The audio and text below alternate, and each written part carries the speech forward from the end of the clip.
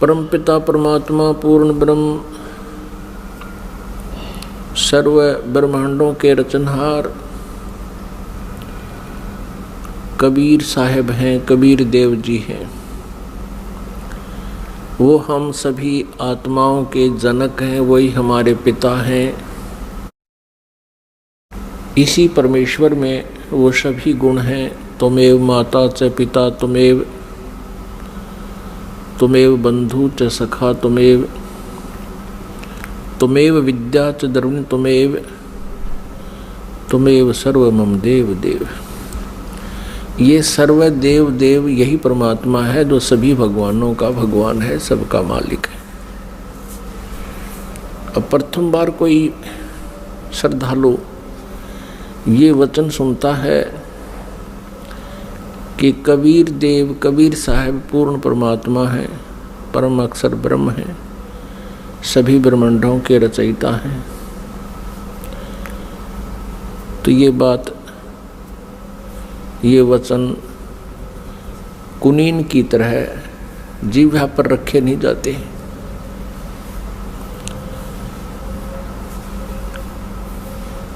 क्योंकि हमने जो ज्ञान सुना हुआ है वो लोक वेद सुन रखा है, वो दंत कथा सुन रखी है। हमने अपने सदग्रंथों का ज्ञान नहीं प्राप्त हुआ हमारे को, क्योंकि हमारे जो गुरुदेव थे हिंदू धर्म के, जो आचार्य थे, गुरु थे, मंडलेश्वर थे, ये तत्व ज्ञानहीन थे। ये सभी ऋषि महर्षि ये तत्व ज्ञानहीन थे। इनको कोई अध्यात्म ज्ञान नहीं था, जिस कारण से हमने परमात्मा की पहचान नहीं हुई और लोक वेद के आधार से जिस भी किसी देव को पूर्ण परमात्मा कहा गया उसको हमने सत्य मान लिया। क्योंकि जो आचार्य होते थे, हिंदू धर्म के गुरु होते थे, वो संस्कृत भाषा के ज्ञाता होते थे और हमारे सभी सदग्रंथ संस्कृत भाषा के अंदर ही लिपिबद्ध हैं। अब बाद में अनुवाद कर दिया गया हिंदी में या अन्य किसी भी लैंग्वेज में, वो बाद की बातें हैं। प्रारंभ में अभी तक ये, प्रारंभ से लेकर अभी कुछ समय पहले तक ये सभी संस्कृत में विद्यमान थे और संस्कृत वाले तो अब भी एज इट इज हैं। अनुवादकर्ताओं ने अपनी अपनी भाषाओं में उनको ट्रांसलेट कर दिया है। अब जिस कारण से जनता जो थी, श्रद्धालु थे, वो उन गुरुओं पर, आचार्यों पर, मंडलेश्वरों पर विश्वास करते रहे कि ये संस्कृत के ज्ञाता हैं, संस्कृत बहुत अच्छी धारावाहिक बोल लेते हैं और सभी सदग्रंथ भी हमारे संस्कृत भाषा में लिखे हैं। जिस कारण से उस गुरु जी के विषय में कोई भी हमारे अंदर जो शंका उत्पन्न नहीं हुई, अविश्वास नहीं हुआ कि ये गलत कह रहा है। क्योंकि टीचर जो होता है वो विद्यार्थियों को जो भी ज्ञान देता है विद्यार्थियों के लिए स्वीकार्य होता है। अध्यापक से कुछ भी बोल रहा है तो बच्चे उसमें ऑब्जेक्शन नहीं करते, शिरोधार्य करते हैं। एक अध्यापक ने एक कोई प्रश्न का उत्तर इतिहास का बच्चों को पढ़ाया और उस लड़के का पिता भी एजुकेटेड था, लेकिन वो सर्विस नहीं कर रहा था, अपना अन्य व्यवसाय करता था। तो उस लड़के के पिता ने, फादर ने देखा कि जो बच्चे ने प्रश्न का उत्तर लिखा हुआ है वो गलत लिखा है। उसने अपने पुत्र से कहा कि बेटा तुमने ये गलत लिख रखा है। तो लड़के ने उत्तर दिया, नहीं पिताजी, हमारे गुरुदेव ने बोला है ये सही है। तो पिताजी ने कहा, नहीं बेटा इसको ठीक कर लो। तो लड़का बोला, नहीं पिताजी बिल्कुल नहीं करूँगा, ये हमारे गुरुजी ने बोला है, हमारे गुरुजी ने कहा है, हमारे अध्यापक ने कहा है। तो पुण्यात्माओं, आज वही सतिथि आ चुकी है। ये जितने भी आचार्य गुरु थे ये भाषा संस्कृत तो अवश्य जानते थे, लेकिन आध्यात्मिक ज्ञान से ये अपरिचित थे, जिस कारण से ये आज तक भी हमें हमारे सद्ग्रंथों के गूढ़ रहस्यों को नहीं बता पाए। और आज वही तथ्य जो हमारे पवित्र सद्ग्रंथों में विद्यमान हैं, जन साधारण के रूबरू ये दास करवा रहा है, उनको सार्वजनिक कर रहा है इन सीडी के माध्यम से, प्रोजेक्टर के माध्यम से और पुस्तकें बना करके। अब उन गुरुओं को, उन आचार्यों को समस्या उत्पन्न हो रही है जो अभी तक लोक वेद सुना रहे थे, दंत कथा सुना रहे थे। वो क्या कहते थे, कोई तो कहता था कि Shri Vishnu ji is complete God, ये विष्णु जी ही सर्व समर्थ भगवान हैं और यही 3 रूप धारण कर लेते हैं। ब्रह्मा जी के रूप में ये सृष्टि करते हैं, विष्णु जी के रूप में ये सतिथि करते हैं और शिव जी के रूप में ये संहार करते हैं। कोई कहता था कि भगवान शिव महेश हैं, महेश्वर हैं, देवों के भी देव हैं, यही सबके उत्पत्ति करता है और यही 3 रूप धारण करके इस ब्रह्मांड का संचालन कर रहे हैं। यही अखिल ब्रह्मांड के नायक हैं, मालिक हैं। ब्रह्मा जी का रूप धारण करके ये सृष्टि करते हैं, विष्णु जी का रूप धारण करके ही ये सतिथि करते हैं और स्वयं शिव रूप में ये सबका संहार करते हैं। इनके कोई माता पिता नहीं है। तो ये लोक वेद था, ये दंत कथा थी। हम इनको सर्वेश्वर महेश्वर कहा करते थे। पुण्यात्माओं, जिस मार्ग पर हम चलते हैं, हम अपना सफ़र तय करने के लिए उद्धत होते हैं, तो उसकी जानकारी हमें थोरोली होनी चाहिए, कंप्लीट होनी चाहिए, फिर उस पर चलने का लाभ है।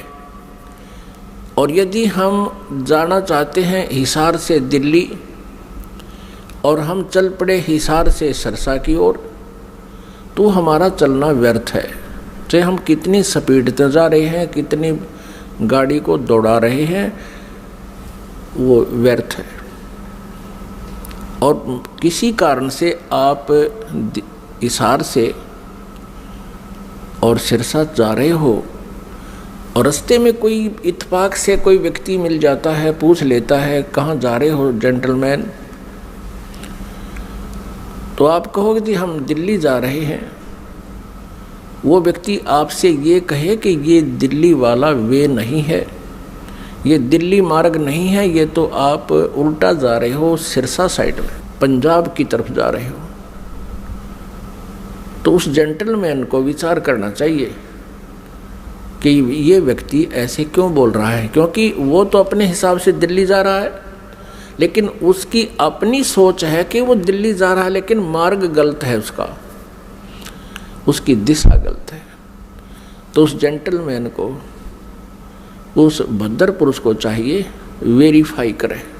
और वेरीफाई करने का सबसे इजी तरीका ये है, या तो किसी और व्यक्ति से पूछे और वो भी यही कह रहा है और आपका नहीं यकीन हो रहा तो फिर मैप देखे, मैप अपना मानचित्र देखे और पूछे मैं कहाँ खड़ा हूँ, तो वो लिखा है शहर का नाम कि आप यहाँ सिरसा आ चुके हो, सिरसा से 10 किलोमीटर दूर खड़े हो। तो फिर मानचित्र भी यही बता रहा है और सामने वाला जो बद्दर पुरुष आपको बताना चाहता है कि आपकी दिशा गलत है, तो फिर क्या करना चाहिए? उस समझदार व्यक्ति होगा तो तुरंत मुड़ जाएगा। वो ये ना देखेगा मैंने इतना सफ़र तय कर लिया, अब मेरा क्या बनेगा इतने सफ़र का। वो तुरंत मुड़ जाएगा और उस भूल को सुधारेगा। ठीक इसी प्रकार जो भक्तात्मा गलत साधना कर रहे हैं वो कुमार्ग पर जा रहे हैं। जिन पुण्यात्माओं को ये ज्ञान गलत प्राप्त है वो कुमार्ग पर जा रहे हैं। परमात्मा पाने वाला वो मार्ग नहीं है। और आपको अब ये दास कह रहा है कि आप गलत मार्ग पर जा रहे हो, इससे वापस हो जाओ। और आप चले गए हो 50-60 किलोमीटर दूर कुमार्ग पर, और वहाँ आपको पता चलता है कि आप गलत आ गए, तो आपकी समझदारी है कि तुरंत वापस हो जाना चाहिए। और यदि आप ये सोचो कि अब इतने सफ़र का मैंने तय कर लिया, ये तो व्यर्थ गया, मैं तो वापस नहीं होऊंगा, तो ये बुद्धिमता नहीं, ये तो मूर्खता कही जाएगी। इसी प्रकार आप जी किसी भी इस गुरु इष्ट संत के पास किसी भी इष्ट की पूजा कर रहे हो, और आपने किसी ने 5 वर्ष, किसी ने 10 वर्ष, किसी ने 20 वर्ष, किसी ने 30 वर्ष भी हो चुके हैं, वहाँ डलेड हो रहे हैं। आज आपको ये पता चलता है कि आपका मार्ग गलत है, तो आप जी को चाहिए, क्या चाहिए? अब इसमें कहने की आवश्यकता नहीं गनी, बुद्धिमान को संकेत बहुत है। आपको चाहिए कि तुरंत उस मार्ग को त्याग कर, ये नहीं सोचना चाहिए कि 20 वर्ष की साधना का मेरा क्या होगा, 30 वर्ष की साधना मैंने इस पंथ में कर ली, मेरा क्या होगा। वो तो हो चुका है, तेरा जो होना था वो तो बर्बाद हो चुके हो तुम। आप जी को मार्ग पर इतनी सफ़र कर चुके हो 100 किलोमीटर, इससे वापस होना ही हितकारी है। आपका इसी में शुभ है, तुरंत वापस हो जाओ, त्याग दो उसको। अब परमात्मा कहते हैं भेड़ा देखा दरदरा उत्तर चले फड़क। पहले बेड़ा होता था, बेड़े चला करते थे, दरिया पार करने के लिए नौका भी नहीं होती थी, तो उसमें बेड़ा बनाया करते थे। बेड़ा, वो बेड़ा तो आपको याद नहीं होगा, लेकिन ये समझ ले नौका है। जिस नौका में आप बैठे हो उस नौका में पानी भर रहा है, उसमें उसका नीचे का बेड जो है वो डैमेज हो चुका है, और साथ में दूसरे वाला बिल्कुल जो है सही नौका साथ में आ जाता है, और आपको पता चल जाता है कि ये तो डूबोगे तुम इस नौका में जिसमें बैठे हो, पानी भर रहा है इसके अंदर। तो कहते हैं परमात्मा कहते हैं बेड़ा देखा जर्जरा और उत्तर चले फड़के। डूबे थे पर उबरे। कबीर परमेश्वर जी हमें बताना चाहते हैं कि जो बुद्धिमान होंगे वो ऐसा करेंगे।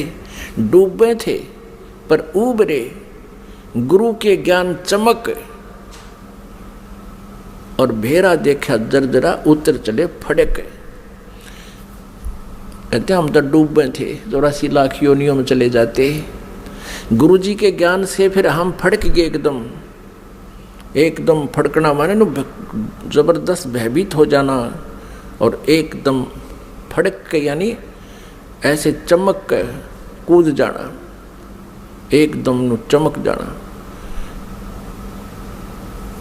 मतलब सेकंड का विचार भी नहीं करने का समय है। डूब रहा है तो एकदम दूसरा साथ में खड़ा है, अच्छा स्थान है, तो उस पर चमक एकदम कूद जाना, उसको कहते हैं डूबे थे पर उबरे। गुरु के ज्ञान चमक, एकदम चमक का पड़ा है भाई, एकदम ऐसे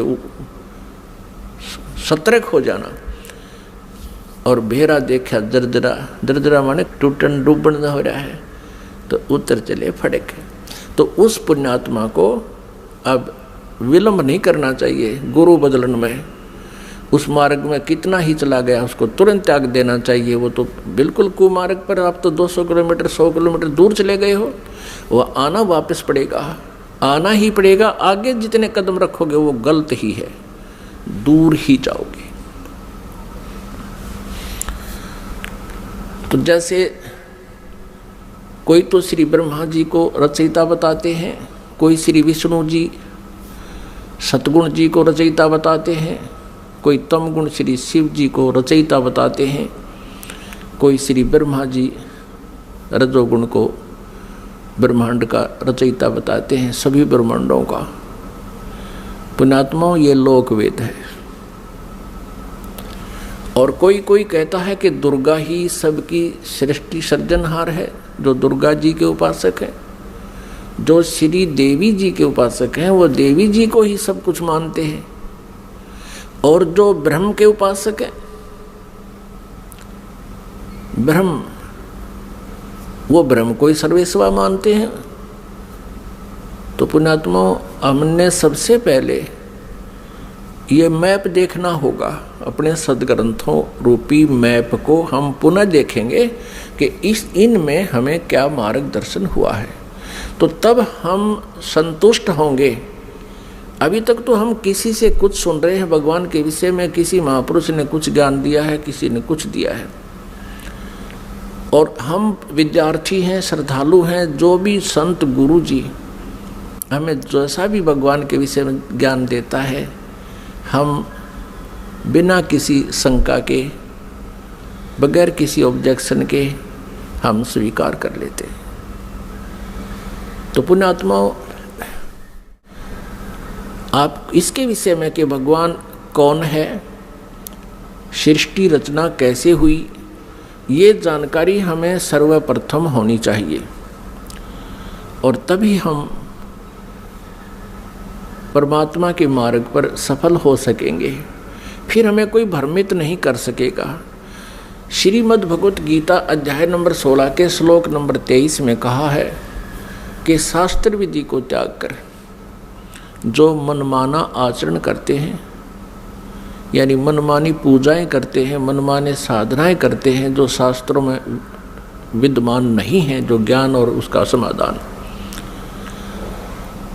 वो साधना व्यर्थ है। न उनकी गति होती है, न उनको कोई सुख प्राप्त होता है, और न ही उनको कोई सिद्धि प्राप्त होती है, अर्थात व्यर्थ, यूजलेस। फिर तुरंत ही 24वें श्लोक में 16वें अध्याय में कहा है गीता जी में कि इससे तेरे लिए अर्जुन कर्तव्य और अकर्तव्य की व्यवस्था में, कर्तव्य मीन जो भक्ति कर्म हमने करने चाहिए और जो ना करने चाहिए, जो त्यागने चाहिए और जो ग्रहण करने चाहिए, उनके लिए सदग्रंथ ही प्रमाण है। किसी की दंत कथा पर विश्वास मत करना। फिर गीता जी अध्याय नंबर 2 के श्लोक नंबर 53 में कहा कि अर्जुन, जिस समय तेरी बुद्धि भिन्न भिन्न प्रकार के भ्रमित करने वाले ज्ञानों से, वचनों से हटकर केवल एक तत्व ज्ञान पर, परमात्म ज्ञान पर स्थिर हो जाएगी, तब तू योग को प्राप्त होगा, तब तो तू भक्त बनेगा, तब तो तेरी भक्ति प्रारंभ होगी। जब तू एक ज्ञान पर, शास्त्र अनुकूल ज्ञान पर तू स्थिर हो जाएगी तेरी बुद्धि, फिर तू डगमग ना होकर के सीधे सुमार्ग पर चल पड़ेगा। फिर जितने भी कदम इस भक्ति सफर में रखेगा वो तेरे शुभ होंगे, लाभदायक होंगे। अब सृष्टि रचना के बारे में बहुत से असमंजस हैं।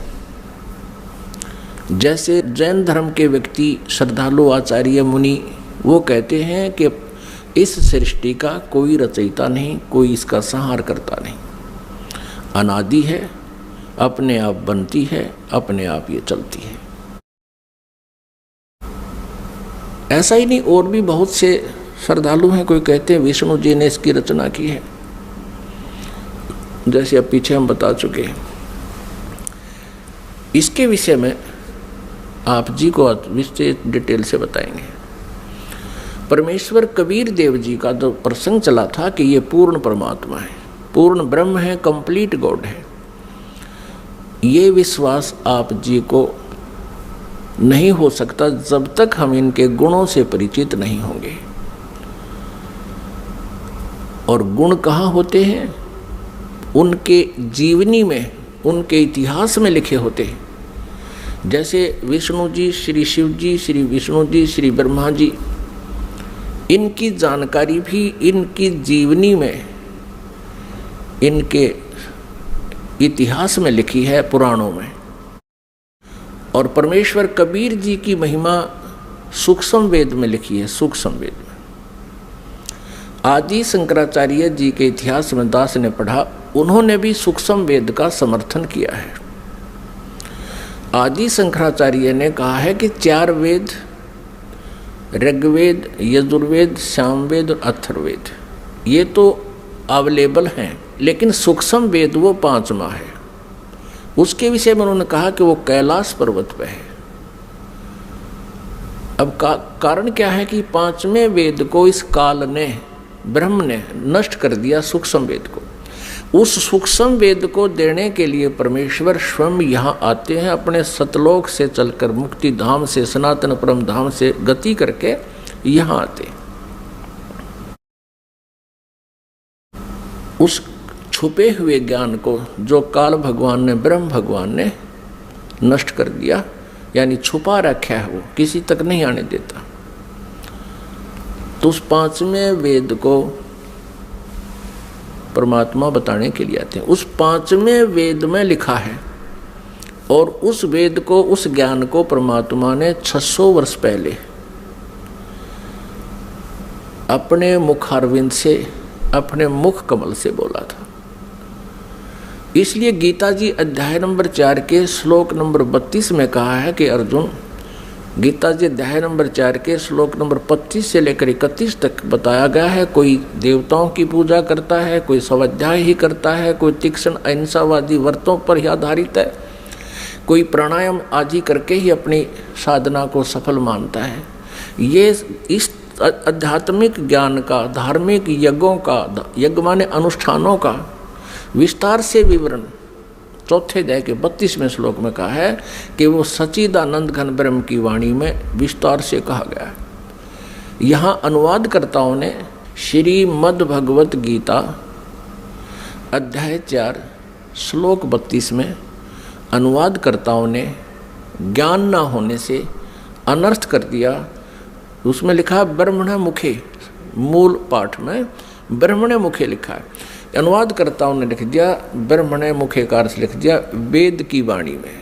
वो गलत लिख दिया, वो गलत अनुवाद किया है। ब्रह्मण मुखे माने सच्चिदानंद घन ब्रह्म की वाणी में, जो अपने मुख से, मुखे माने अपने मुख से मालिक ने जो बोली है, उस मुख से बोली हुई वाणी में विस्तार से कहे गए हैं, और वो है कबीर वाणी। ब्रह्मण का अर्थ यहाँ इन्होंने गलत कर दिया, वेद लिख दिया।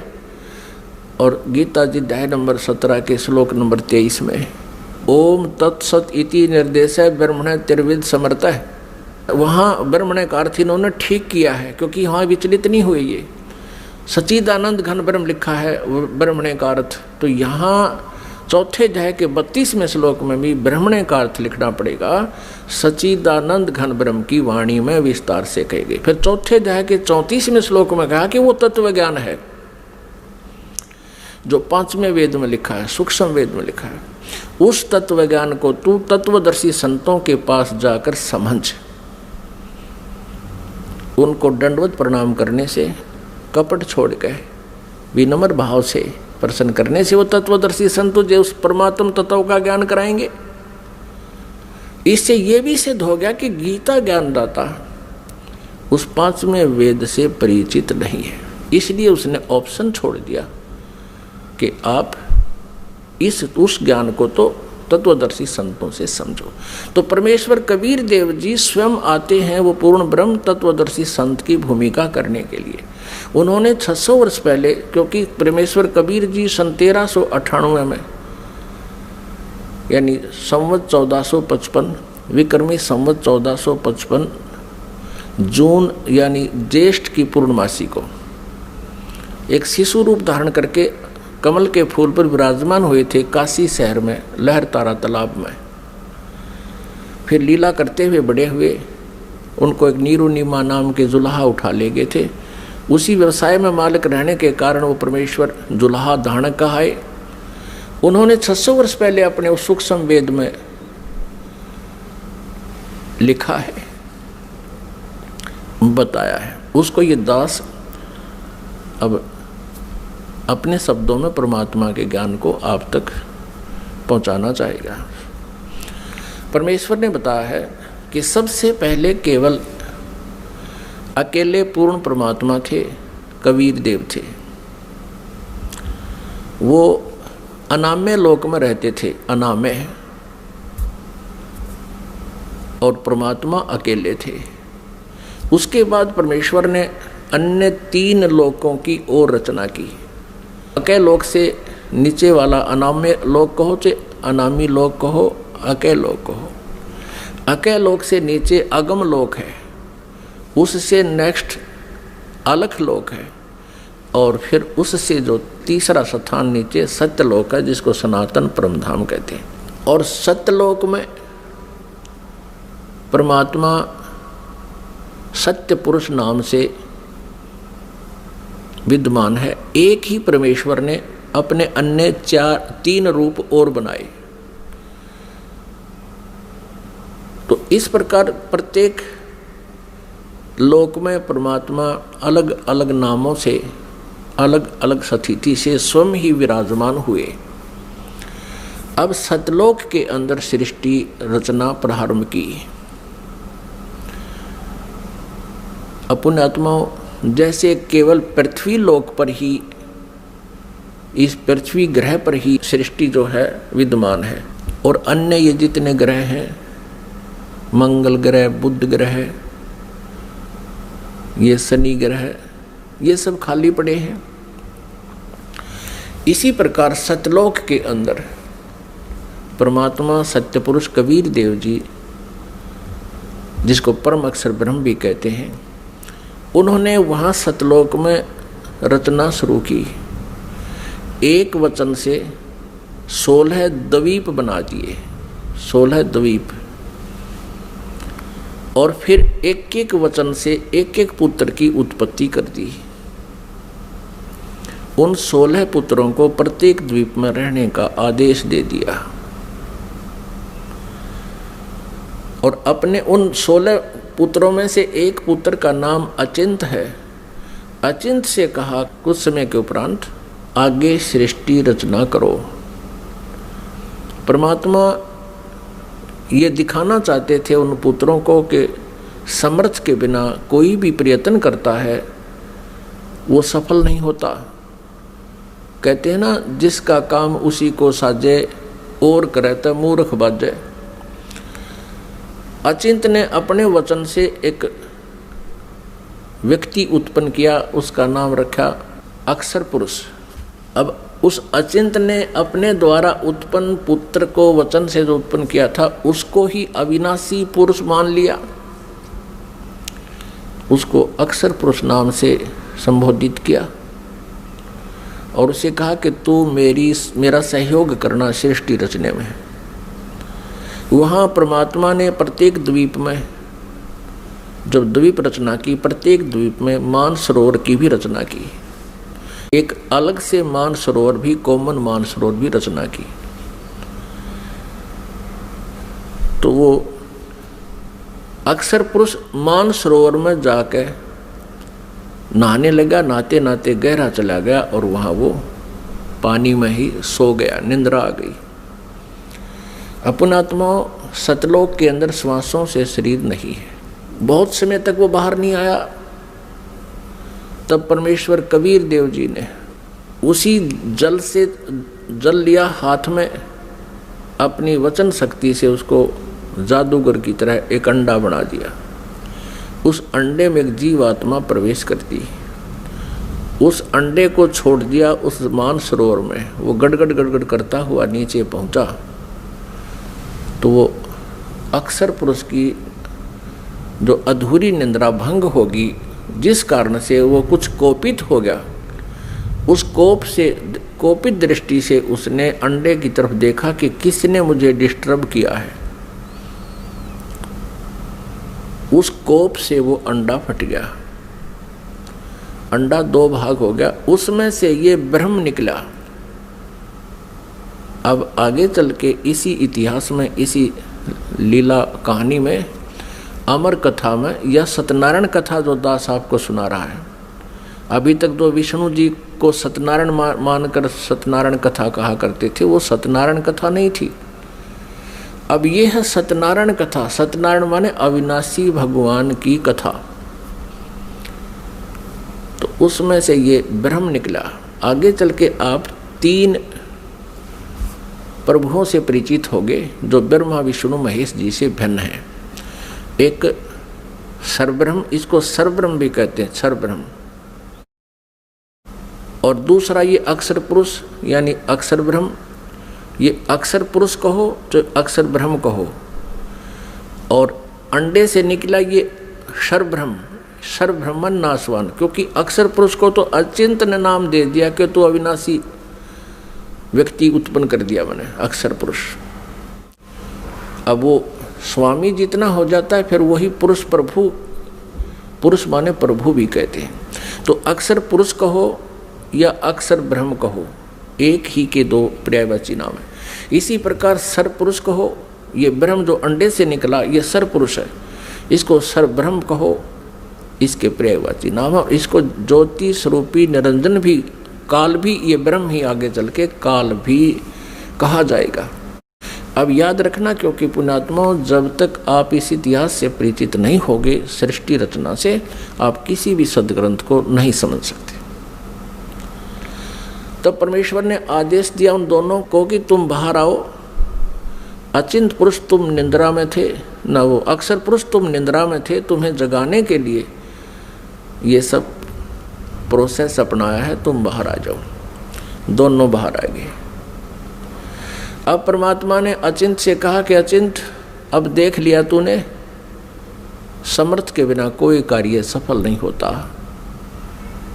अब तू तो इसको बाहर भी नहीं निकाल सकता था। और आगे से ध्यान रखना कि बीच में टांग अड़ाओ मेरी क्रिया में, इसलिए तुम्हें तुम्हारे सामर्थ्य से परिचित कराया है। तो अचिंत ने कान पकड़ दिए कि दाता हम कुछ नहीं कर सकते। अब परमेश्वर ने आदेश दिया उन दोनों को, किसको? सरपुरुष अर्थात जिसको सर्वब्रह्म भी कहते हैं, जो आगे चल के ब्रह्मा विष्णु महेश का पिता सिद्ध होगा इसी कथा में।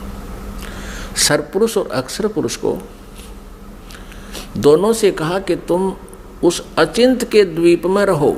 इन दोनों ने आज्ञा का पालन किया। और तीनों कौन? अचिंत, अक्षर पुरुष और सरपुरुष, जिसको सर्वब्रह्म भी कहते हैं। और यहाँ हम सीधी भाषा में उसको ब्रह्म भी कहने लगे। आगे डिफाइन करेंगे ब्रह्म क्यों कहने लगे। अब ये तीनों एक द्वीप में रह रहे हैं। बाकी जो अन्य 15 जने हैं परमात्मा के वचन से उत्पन्न वो पुत्र, वो अलग अलग सिंगल द्वीप में रह रहे थे। कुछ समय उपरांत परमेश्वर ने हम सभी आत्माओं को, आप जी को, सारे ब्रह्मांडों की जितनी आत्माएं हैं, अपने शरीर से, अपने वचन से उत्पन्न कर दिया। और वहाँ हम तेजो में शरीर में विद्यमान थे। नूरी शरीर है हमारा, यानी तेजो में शरीर है, एक तत्व से बना हुआ है। उसमें नाड़ी वो शुक्रम अकायम ऐसनाविरम, वो जैसे हमारी शुक्र से बनी हुई काया नहीं होती जो माता पिता के संयोग से बनती है, उसमें नाड़ी आदि का जुगाड़ जोड़ नहीं होता, नाड़ी तंत्र नहीं होता। इसी ऐसा ही शरीर परमात्मा का है, साकार है, मनुष्य दृश्य है, तेजों में है। लेकिन परमात्मा के शरीर का और हमारे शरीर के नूर में, सामर्थ्य में, शक्ति में और उसके नूर में, प्रकाश में अंतर है। पूर्ण परमात्मा सत्य पुरुष यानी कबीर देव जी का जो सतलोक में शरीर है, उसका एक रोमकूप में करोड़ सूर्य करोड़ चंद्रमा से भी अधिक रोशनी है। और हमारा वहाँ शरीर कैसा था, जो शेष वहाँ रह रहे हैं उनका कैसा शरीर है, और हम जब परमात्मा ने अपने वचन से उत्पन्न किए थे तब हमारा कैसा शरीर था, मनुष्य सदृश था। और हमारा शरीर 16 सूर्य जितने प्रकाश युक्त था, हमारे पूरे बॉडी का शरीर 16 सूर्य जितना तेज था यहाँ की जो सूर्य, लेकिन गर्मी ना हो। हम सभी वहाँ रहने लगे, वहाँ कोई दिक्कत नहीं थी, किसी प्रकार का कोई अभाव नहीं था, वहाँ जरा और मरण नहीं था, वहाँ जन्म मृत्यु नहीं होता था और बुढ़ापा भी नहीं आता था वहाँ पर। अपने आत्माओं यहाँ विचार करना कि हम यहाँ कितने दुखी हैं और फिर भी हम ये सोचे हैं हमारी मृत्यु ना हो, और जबकि हमें पता है कि मृत्यु तो डेफिनेट होगी, यहाँ का विधान है, और फिर भी हमारी मरने की इच्छा नहीं। कारण क्या है कि हम ऐसे लोक में रहा करते थे जहाँ मृत्यु नहीं होती थी, जिस कारण से हमें ये मरना अच्छा नहीं लगता। और बिल्कुल ठीक है, वे क्यों तो जन्म हुआ था और फिर क्यों मारे। 30, 40, 50, 60, 70, 80 वर्ष तो हम ये मकान मकून बनाने में लावा, फिर इसमें रहने पाते ना, 1 मिनट में कड़च कर देता है यहाँ का भगवान। तो वहाँ जरा और मरण नहीं था, जरा माने बुढ़ापा। अब कोई भी बूढ़ा होना पसंद नहीं करता, सबने सोचा मैं युवा दिखूं। और ये बड़े बड़े नेता तो सर्जरी करा कर मेकअप करना चाहें, कब तक करोगे, 10 साल पाछे फिर फ्यूज होगे। तो कहने का भाव ये है कि हमारी नेचर है ऐसी कि हम युवा दिखें, लेकिन यहाँ तो बनावटी आर्टिफिशियल है सारा, और वहाँ ओरिजिनल था, तो हम वहाँ ऐसे रहते थे। कुछ दिनों के उपरांत, यानी दिन नहीं है वहाँ पर, क्योंकि दिन हम वैसे बोल देते हैं, वहाँ दिन रात नहीं होती, तेजों में प्रकाश में वो लोक है, प्रकाश में सब आत्माएं हैं, प्रकाश में परमात्मा है, वहाँ सूर्य उदय और अस्त नहीं होता। तो वहाँ कुछ समय के उपरांत इस ज्योति निरंजन, जिसको सरपुरुष कहा है, जिसको सरब्रह्म कहते हैं, जो गीता जी में अपने आप को कहता मैं काल हूँ, वो ब्रह्म है जो श्री कृष्ण जी के शरीर में प्रवेश करके बोल रहा है। आगे इतिहास बताएंगे आपको, पूरा डिटेल देंगे। इसको धैर्यपूर्वक सुनना इस कथा को, क्योंकि ये पहली बार जो सुनता है उसको ऊट पटांग सी लगती है, लेकिन कुछ समय के बाद प्रमाण जब देखोगे आपको स्वीकार करना पड़ेगा, और होगी स्वीकार्य। कुछ समय उपरांत इस सरपुरुष में एक खरपतवार उत्पन्न हुआ, खुरापात उत्पन्न हुआ।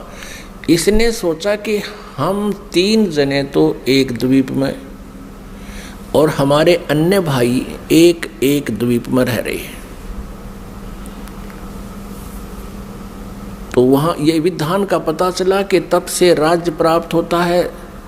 उसने खड़ा होकर के एक पैर पर तप किया, और 70 युग, यहाँ के 70 युग तक तप किया। तब पूर्ण परमात्मा ने, सत्य पुरुष ने, कबीर देव जी ने पूछा कि पुत्र तू किस लिए ये तप कर रहा है, क्या इच्छा है तेरी। तब इसने कहा कि भगवान ये द्वीप मेरे लिए छोटा है, थोड़ा है, हम 3 एक द्वीप में रह रहे हैं, अन्य भाई मेरे अलग द्वीपों में एक एक रह रहे हैं, मुझे अलग स्थान चाहिए। परमात्मा ने कहा ठीक है भाई, तुझे 21 ब्रह्मांड दे दिए। जैसे एक धनी पिता अपने पुत्र को 21 प्लाट दे दे, अगले बेटा ये तेरे हिस्से में 21 प्लाट आ गए। अब उन प्लाटों को पाकर, 21 ब्रह्मांड को पाकर, ये सरब्रह्म, हम संत लैंग्वेज में इसको क्षर ब्रह्म कहते हैं। क्षर ब्रह्म, क्षर अक्षर, अक्षर तो ये अक्षर ब्रह्म तो ये परब्रह्म है जो अचिंत के वचन से उत्पन्न हुआ, और क्षर ब्रह्म है ये परमात्मा के वचन से, अंडे से उत्पन्न हुआ। ये क्षर ब्रह्म जो है 21 ब्रह्मांडों में, कभी उसमें जा कभी उसमें सैर सपट्टे करे, देख रहा है इनको। फिर मन में इसने सोचा कि इनमें कुछ कंस्ट्रक्शन होनी चाहिए। इस उद्देश्य से इसने फिर सत्ययुग तब फिर किया। तब परमेश्वर ने पूछा भी अब क्या चाहता है, प्लाट तेरे को दे दिए, 21 ब्रह्मांड दे दिए। तब इसने कहा प्रभु कुछ कंस्ट्रक्शन का यानी कोई रचना सामग्री दो मुझे, ताकि मैं कुछ उसमें रचना बना करूं। यानी अब जैसे प्लाट दे दिए, उसके पास तो फिर भी कुछ को नहीं, पिता से मांगता है कुछ पैसे दो या ईंट सीमेंट मटेरियल अवेलेबल कराओ। तो परमेश्वर कबीर देव जी ने इस सर पुरुष को, क्षर ब्रह्म को 5 तत्व और 3 गुण दे दिए। अगले बेटा बना खिलौने रखे दिन से, इनको पाके बड़ा प्रसन्न हुआ। फिर इसने सोचा कि मैं इसमें कंस्ट्रक्शन भी कर लूँगा, तो फिर अकेला कैसे दिल लगेगा मेरा। इसने सोचा कि कुछ आत्माएं भी मैं प्राप्त करूं भगवान से। इस क्षर ब्रह्म ने, इस काल भगवान ने फिर तप फिर प्रारंभ किया, एक पैर पे खड़ा हो गया। तो उधर से हम यहाँ इसके जाल में कैसे फंस गए, ये एक बहुत विशेष विचारणीय समय जो है ना बात है पुण्यात्माओं, एक विशेष विचारणीय विषय है कि हम क्यों फंसे। फिर चल इसने तो ऐसा कर लिया, प्राप्त हुआ अलग से, हम इसके साथ कैसे, हम जो फंसे हुए हैं ये इसके साथ फंसे हुए हैं, इस ब्रह्म के क्षर ब्रह्म के साथ हम यहाँ आ गए, जिस कारण से हम यहाँ दुख पा रहे हैं। अपने पिता को छोड़ आए जहाँ कोई अभाव नहीं था, कोई जन्म मृत्यु नहीं थी। तो हम कैसे फंसे कि हम वहाँ देख रहे थे इसके तप को, और जब ये खड़ा होकर तप कर रहा था, एक पैर पे खड़ा होकर, हम सभी इस पर आसक्त हो गए, इतने आसक्त हो गए।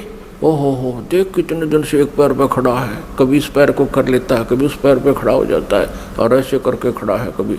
तो हम इसकी इन अदाओं से इतने प्रभावित हो गए, हम अपने भगवान से भी दिल हटा बैठे। जो हमें सर्व सुख दे रहा था, सब सुविधाएं उपलब्ध करा रहा था, हम उससे हटकर इसके ऊपर आसक्त हो गए।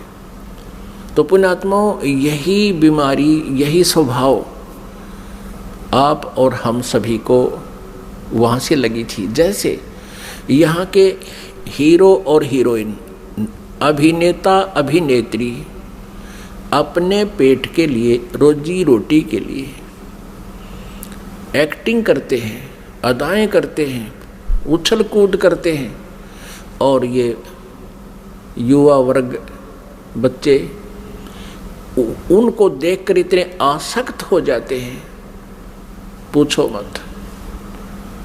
और यदि कोई हीरो या हीरोइन यानी कोई अभिनेता या अभिनेत्री यहाँ बरवाला में आ जा या हिसार में आ जावे, फिर देखो इन बच्चों के, कॉलेज वालों के और जवान बच्चों की वहाँ कैसे भीड़ उमड़ कर जाती है, और कम से कम 200, 300, 400 फुट से दूर खड़े खड़े देखते हैं कि देखो वो खड़ा, वो है वो फलाना नेता अभिनेता, वो खड़ी, वो है फलानी अभिनेत्री। अब वो तो अपने पेट के लिए कर रहा है सारे काम, और वो बच्चे बेमतलब वहाँ जा रहे हैं उसको देखने के लिए। लेना एक न देने दो, क्या देगा उनको वो, और धक्के खा के सामने भूखे अपने वापस आ जाते हैं। ठीक इसी प्रकार हम इस काल पर आसक्त हो गए और भगवान से हमारा हृदय हट गया। परमेश्वर कबीर देव जी ने बहुत बार आकाशवाणी की कि कोई भी इस ज्योत निरंजन के इस ड्रामे को मत देखे, इस पे प्रभावित ना हो, आप अपना मालिक में ध्यान रखो। लेकिन हम ऊपर से तो सावधान हो गए, जैसे हम बिल्कुल इसको नहीं चाहते, लेकिन अंदर से कसक नहीं गई। वो तो अंतर्यामी है परमात्मा। तो उस समय परमात्मा के बार बार कहने पर भी हम इस काल से अपना मन नहीं हटा सके, अपनी आत्मा को नहीं हटा सके, और अंदर से इसमें चाह बनी रही। अब इसने तीसरी बार जब तप शुरू किया, इसने परमेश्वर से चाहा कि मैं कुछ आत्मा प्राप्त करूं। जब परमेश्वर ने इससे पूछा, जब इसने 64 युग तप कर लिया तीसरी बार, तब पूछा कि क्या चाहता है ज्योति निरंजन? जो आपने मांगा था वो मैंने आपको दे दिया, अब तू क्यों हट कर रहा है? तब इसने कहा, ज्योति निरंजन ने यानी क्षर पुरुष ने कहा कि प्रभु मुझे कुछ आत्माएं दे दो, मैं अकेला वहाँ नहीं रह सकता, 21 ब्रह्मांडों में अकेला कैसे रहूँगा। तब परमेश्वर ने कहा कि भी देखो, तेरे तप के बदले में 64 युग जो तप किया है इसके बदले में और राज्य दे सकता हूँ, और वस्तु मांग ले वो दे सकता हूँ, लेकिन ये आत्मा नहीं दे सकता, क्योंकि ये मेरी आत्मा है। अब ये मेरे वचन से उत्पन्न हुई है, मेरा अंश है, अपने अंश को मैं कैसे दे सकता हूँ? लेकिन परमात्मा ने एक ऑप्शन रख दिया कि इसमें एक ऑप्शन है कि यदि वो स्वयं स्वेच्छा से कोई जाना चाहता तेरे साथ तो जा सकते, लेकिन मैं अपनी तरफ से उनको नहीं डाल सकता कुएं में। तब ज्योति निरंजन हमारे पास आया, ये क्षर पुरुष हमारे पास आया। जितनी आत्माएं आज इसके ब्रह्मांडों में हम कैद हो गए, यहाँ कष्ट उठा रहे हैं, ये सभी आत्माएं इसके चारों तरफ उमड़ कर खड़ी होगी। जैसे हीरो आता है, अभिनेता आता है। इसने कहा हमसे कि मैंने पिताजी से 70 युग तप करके बहुत बड़े ब्रह्मांड प्राप्त किए हैं, वहाँ पर स्वर्ग बनाऊंगा, महास्वर्ग बनाऊंगा, हीरे पन्ने लालों के मैं पहाड़ बनाऊंगा, वहाँ दूधों की नदी बहाऊंगा और तुम चलोगे मेरे साथ। अब हम तो पहले ही उसको चाह रहे थे, चाहे वो कुछ भी ना बनाता, उसको चाह रहे थे, उसके ऊपर आसक्त हो चुके थे। तो सभी ने कहा कि हम तैयार हैं आपके साथ चलने को, लेकिन यदि पिताजी आज्ञा दे देंगे तो हम जा सकेंगे। इस क्षर पुरुष ने परमेश्वर कबीर देव जी से, पूर्ण ब्रह्म से, परम अक्षर ब्रह्म से प्रार्थना की। आकर के वापस प्रभु के पास जाकर के करबद्ध खड़ा होकर के कहा कि परमेश्वर, कुछ आत्माएं मेरे साथ जाने को सहमत है। परमात्मा ने कहा, परमेश्वर कबीर देव जी ने कहा कि मेरे सामने हाँ भरवा दे, तब मैं मानूं, तब भेज दूंगा। अब परमेश्वर आए, कबीर देव जी हमारे पास, साथ में ज्योति निरंजन भी आया। परमेश्वर कबीर देव जी ने, परम अक्षर ब्रह्म ने पूछा कि आत्माओं जो ज्योति निरंजन के साथ यानी क्षर पुरुष के साथ जाना चाहते हैं, वो हाथ खड़ा करके स्वीकृति दें। अब अपने पिता के सामने हिम्मत नहीं पड़ी किसी भी आत्मा की इतना ढीठपना करें, सबने नीची गर्दन कर दी। तब परमेश्वर ने कहा कि अरे ज्योति निरंजन, अरे क्षर पुरुष, आप तो कह रहे थे कुछ आत्माएं तैयार हैं, ये तो कोई भी नहीं बोल रहा, सन्नाटा छा गया। तब एक आत्मा सबसे पहले खड़ा हुआ। उसने सोचा कहीं आम रह जावा यहीं पर। उसने खड़ा होकर कहा कि पिताजी, हाँ, उसने हाथ खड़ा किया कि पिताजी मैं जाना चाहता हूँ। फिर तो हम जैसे सारे सोचा करते हम पीछे रह जाए, हमने भी सब न कर दिया, ऐसे सब ने हाथ खड़े कर दिए। जितने भी खरबों अनगिन यहाँ पर आए हुए हैं, अकाउंटिंग नहीं कर सकते, इतने जीव आगे इसके अलावा से। परमात्मा के पास तो सब अकाउंटिंग है, सब उनकी डिटेल है, लेकिन हम नहीं कर सकते जीव संज्ञा। जितने भी 21 ब्रह्मांड में प्राणी हैं, ये सब सतलोक से आए हैं, चाहे चींटी है, चाहे हाथी है, रंक है या राजा है, किसी भी पशु पक्षी की योनि वो जीव जंतु की भोग रहा है। तब परमेश्वर ने कहा भी ठीक है ज्योति निरंजन, जिन जिन ने तेरे साथ आने का हृदय से चाह की है, सब इच्छा से तेरे साथ जाना चाहते हैं, उनके सब के नंबर नोट मैंने कर लिए, वो मेरे पास है। आप जाओ अपने ब्रह्मांडों में, क्योंकि ये ब्रह्मांड पहले वहीं थे सतलोक के एक लास्ट कोने में, बिल्कुल एकांत स्थान पर।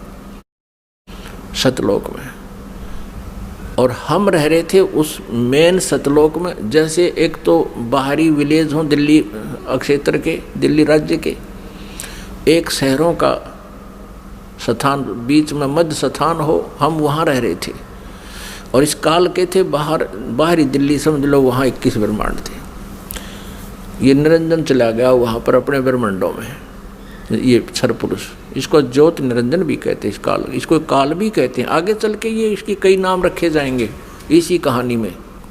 तो उधर से परमात्मा ने क्या किया, जिस आत्मा ने सर्वप्रथम हाथ खड़ा कराया था, स्वीकृति दी थी क्षर पुरुष के साथ जाने की, परमेश्वर ने उसका एक युवा स्त्री रूप बना दिया, लेकिन उसको प्रजनन इंद्रिय नहीं लगाई। और सभी आत्माएं जो उसके साथ आना चाहती थी, स्वेच्छा से स्वीकृति दी थी, उन सबको बीज रूप बनाया अपने वचन से, और दुर्गा के अंदर प्रवेश कर दिया। जैसे आजकल तो इस मार्ग को समझना बहुत आसान है। ये डॉक्टर लोग क्या करते हैं, जैसे बताते हैं कि एक ग्राम ब्लड में बिरानी कितने 80 लाख, बिरानी 50 लाख जीवाणु तो एक टाइप के होते हैं, अन्य और टाइप के, और उस ब्लड को दूसरे में डाल दिया जाता है, या तो वो और बढ़ जाते हैं, दूसरे में डाले जा सकते हैं ऐसे जीवाणु भी। तो ऐसे ये व्यवस्था समझो, परमात्मा ने इस लड़की जो युवा बनाई थी उसका नाम रख दिया प्रकृति देवी। उसको माया भी बोलते हैं, आदि माया। प्रकृति देवी कहो, आदि माया कहो। आगे चल के यही अष्टंगी कहलाई और यही दुर्गा कहलाई। अब इसको श्री दुर्गा कहें। श्री दुर्गा जी के शरीर में प्रवेश कर दिया सभी आत्माओं को, और कहा बेटी मैंने तेरे को आशीर्वाद दे दिया है। परमेश्वर ने कहा कि बेटी मैंने तेरे को आशीर्वाद दे दिया है, और सभी आत्माएं तेरे अंदर प्रवेश कर दी हैं, और आप वहाँ जाइए ज्योत निरंजन के पास, और जितने भी वो जीव कहे अपने वचन से उत्पन्न कर दिए, नर और मादा ये कहकर, उतने ही वो सामने प्रकट हो जाएंगे। और परमेश्वर ने अपने पुत्र सहज दास को, जो उन 16 पुत्रों में से जो सर्वप्रथम उत्पन्न किए थे उनमें से एक था, सहजदास से कहा कि पुत्र अपनी बहन को साथ ले जाओ और इस ज्योत निरंजन के पास छोड़ आओ, क्षर पुरुष के पास छोड़ आओ। इसको क्षर पुरुष भी कहते हैं, ज्योत निरंजन भी कहते हैं। यही आगे चल के गीता में जो कहता मैं काल हूँ, ये वो काल है, वहाँ छोड़ आओ। क्षर पुरुष को बता देना कि परमात्मा ने, यानी मेरी तरफ से कह देना कि इसके शरीर में सभी आत्माओं को प्रवेश कर दिया है, और इसको वचन दे दिया है, आशीर्वाद दे दिया है, इसको शक्ति दे दी है, इसको वरदान दे दिया है कि जितने जीव तू चाहेगा, नर और मादा, ये लड़की प्रकृति देवी ये उत्पन्न कर देगी। सहजदास पिताजी के आदेश को शिरोधार्य करके अपनी बहन श्री दुर्गा को साथ लेकर ज्योत निरंजन के पास आ गया, यानी क्षर पुरुष के द्वीप में चला गया उस लोक 21 ब्रह्मांडों में। उससे कहा कि ये बहन है, और इस बहन के शरीर में परमात्मा ने सभी आत्माओं को प्रवेश कर दिया है। अब सहजदास ने क्षर पुरुष से कहा कि पिताजी ने ये बहन भेजी है दुर्गा, इस श्री देवी के शरीर में वो सभी आत्माएं प्रवेश कर दी हैं, और इसको परमेश्वर कबीर देव जी ने वरदान दे दिया है कि जितने जीव तू चाहेगा ये वचन से उत्पन्न कर देगी। ऐसा कहकर के वो सहजदास उस लड़की को वहाँ छोड़कर वापस आ गया। अब सहजदास के आ जाने के उपरांत वहाँ पर प्रकृति देवी और ये ज्योत निरंजन अर्थात क्षर पुरुष, ये दोनों रह गए। अब लड़की युवा होने के कारण उसका रूप रंग निखरा हुआ था। अब ज्योत निरंजन यानी क्षर पुरुष के मन में दोष उत्पन्न हो गया। अकेली युवा लड़की को देखकर उसने उस लड़की के साथ, दुर्गा के साथ, श्री देवी के साथ दुर्व्यवहार करना चाहा। तो प्रकृति देवी ने बार बार कहा कि ज्योत निरंजन तू ऐसा कर्म ना कर, मैं आपकी बहन हूँ, आप मेरे बड़े भाई हो। आपकी उत्पत्ति परमेश्वर कबीर देव जी से, सतपुरुष से, अंडे से हुई, उसके बाद हमारी भी उत्पत्ति उसी परमेश्वर ने की।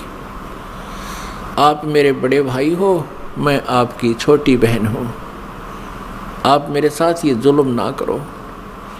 बहुत विनय करी, लेकिन इस क्षर पुरुष में इतना काम वासना बढ़ गई, इतना रजोगुण प्रभावित हो गया कि इसने एक नहीं सुनी, ना कोई मान मर्यादा रखी, और लड़की के साथ इसने बलात्कार करने की चेष्टा की। अभद्र तरीके से मुंह खोल रखा था। दुर्गा ने यानी प्रकृति देवी ने सूक्ष्म रूप बनाया, इसके मुंह में, पेट में शरण ग्रहण की। वैसे तो कहीं भागे जान नहीं दे सकता था, पता था उसको। अपनी इज्जत रक्षा के लिए, अपने कौमार्य की रक्षा करने के लिए इसने पेट में शरण चली गई। उधर से आवाज़ लगाई कि हे परमात्मा मेरी रक्षा करो, मुझे बचाओ, मेरे पिताजी मुझे बचाओ। परमात्मा को पता था कि इनके साथ ऐसा होगा, क्योंकि हम परमात्मा परमेश्वर जी के बार बार मना करने पर भी हम इससे अपना मन नहीं हटा सके थे। परमेश्वर ने स्वयं अपने पुत्र जोगजीत का रूप धारण किया और वहां प्रकट हो गए। लड़की को, दुर्गा को उसके पेट से निकाला, शरीर से बाहर निकाला और कहा कि ज्योत निरंजन सुन ले आदेश परम पिता का, तूने इस अच्छे लोक में ऐसा जुल्म किया है, तू पहला व्यक्ति है। तूने यह बदनीयत की है इस लड़की के ऊपर आज, और तूने इसको अपने पेट में निगल लिया है, और तेरी जो क्रिया है यह भी एक बहुत अभद्र पुरुष की है, इसलिए तेरा नाम आज से काल होगा। तू काल नाम से जाना जाएगा और 1,00,000 मानव शरीरधारी प्राणियों का नित आहार किया करेगा और 1,25,000 उत्पन्न करेगा, यानी 25% एक्स्ट्रा तो उत्पन्न किया करेगा।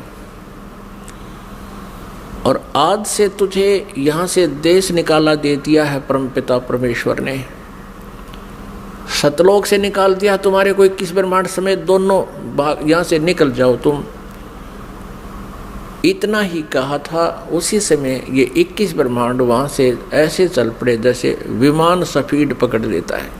और इस प्रकृति देवी से, दुर्गा से परमात्मा ने कहा कि बेटी तुमने अपने पैर पे आप कवाड़ा मारा है, अब तुम सब इच्छा से इसके साथ जा रहे हो और पिताजी के दिल से तुम उतर गई, क्योंकि वहाँ परमात्मा अपना रूप बदले हुए खड़े थे।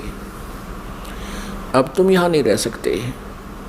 21 ब्रह्मांड सतलोक से चले और सत्यलोक से, बाहरी अक्षेत्र से, सीमा से 16 शंख कोश, जैसे अरब खरब हैं, नील पद्म 10 पद्म, फिर शंख 10 शंख, ऐसे 16 शंख कोश। एक कोश लगभग 3 किलोमीटर का होता है, 48 शंख किलोमीटर समझो।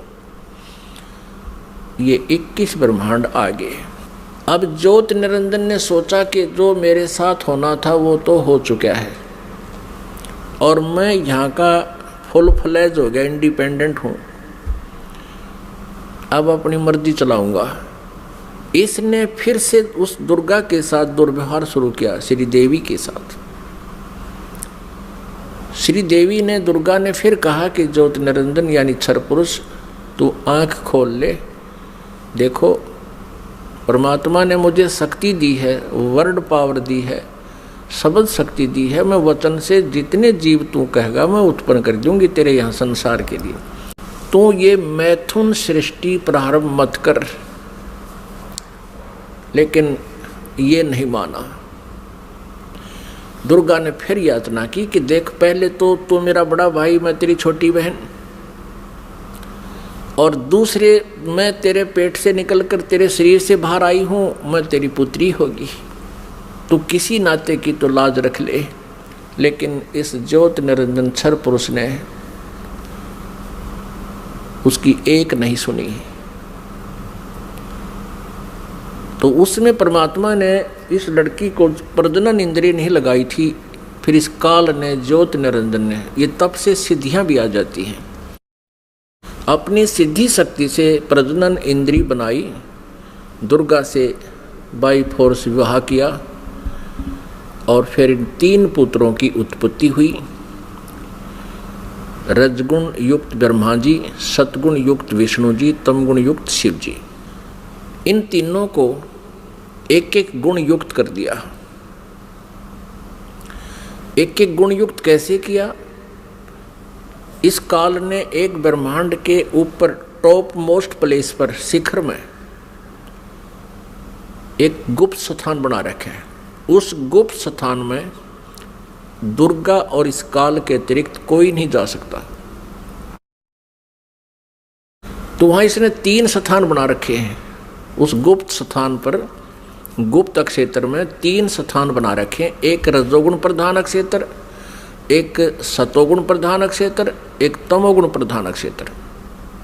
जैसे किसी मकान में 3 कमरे हों, 3 कक्ष, एक कक्ष में अश्लील चित्र लगे हों और दूसरे में साधु संत फकीरों के, महापुरुषों के चित्र लगे हों और तीसरे में सूरवीरों के, शहीदों के चित्र लगे हों। जिसमें व्यक्ति उन अश्लील चित्र लगे हुए कक्ष में प्रवेश करेगा तो वहां जाकर उसका स्वभाव वैसा ही बन जाएगा, बट नेचुरल है। और फिर वो जाएगा उस जहाँ साधु संत फकीरों के चित्र लगे हैं, उसमें जाता है तो उसका एकदम विचार भाव बहुत ही विनम्र हो जाता है और भाव बदल जाते हैं। ऐसे ही जब वो जिस कक्ष में सूरवीरों के, शहीदों के चित्र लगे हैं तो वहाँ जाते ही उसका अपने आप मनोबल उसी प्रकार का हो जाता है, स्वभाव बन जाता है। तो ठीक इसी प्रकार इन तीनों पुत्रों को, रजगुण युक्त ब्रह्मा जी को जो कैसे बनाया कि दुर्गा को अपनी पत्नी रूप में, इस श्री देवी को पत्नी रूप में रखा।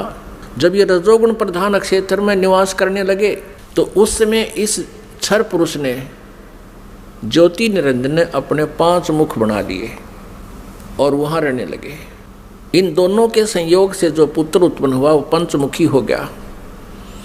और जब तक वो रजोगुण प्रधान क्षेत्र में रहे, इन दोनों का मनोभाव ऐसा ही बना रहा जिस कारण से वो सभी गुण ब्रह्मा जी में प्रवेश कर गए।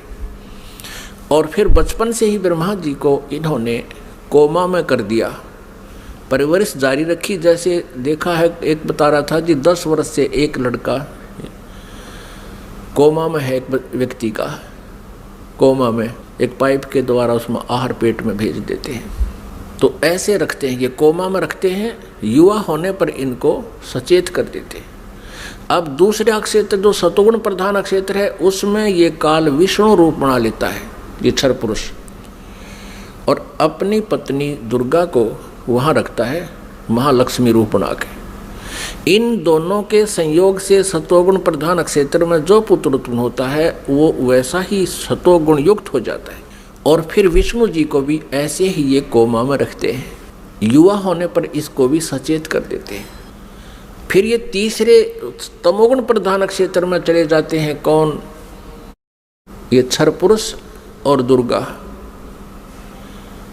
अब श्री देवी का वहाँ रूप पार्वती जैसा बना लेते हैं और स्वयं ये शिव रूप बना लेता है। जैसे शिव जी का आप रूप देखते हो ऐसा ही तो शिव रूप बना लेता है।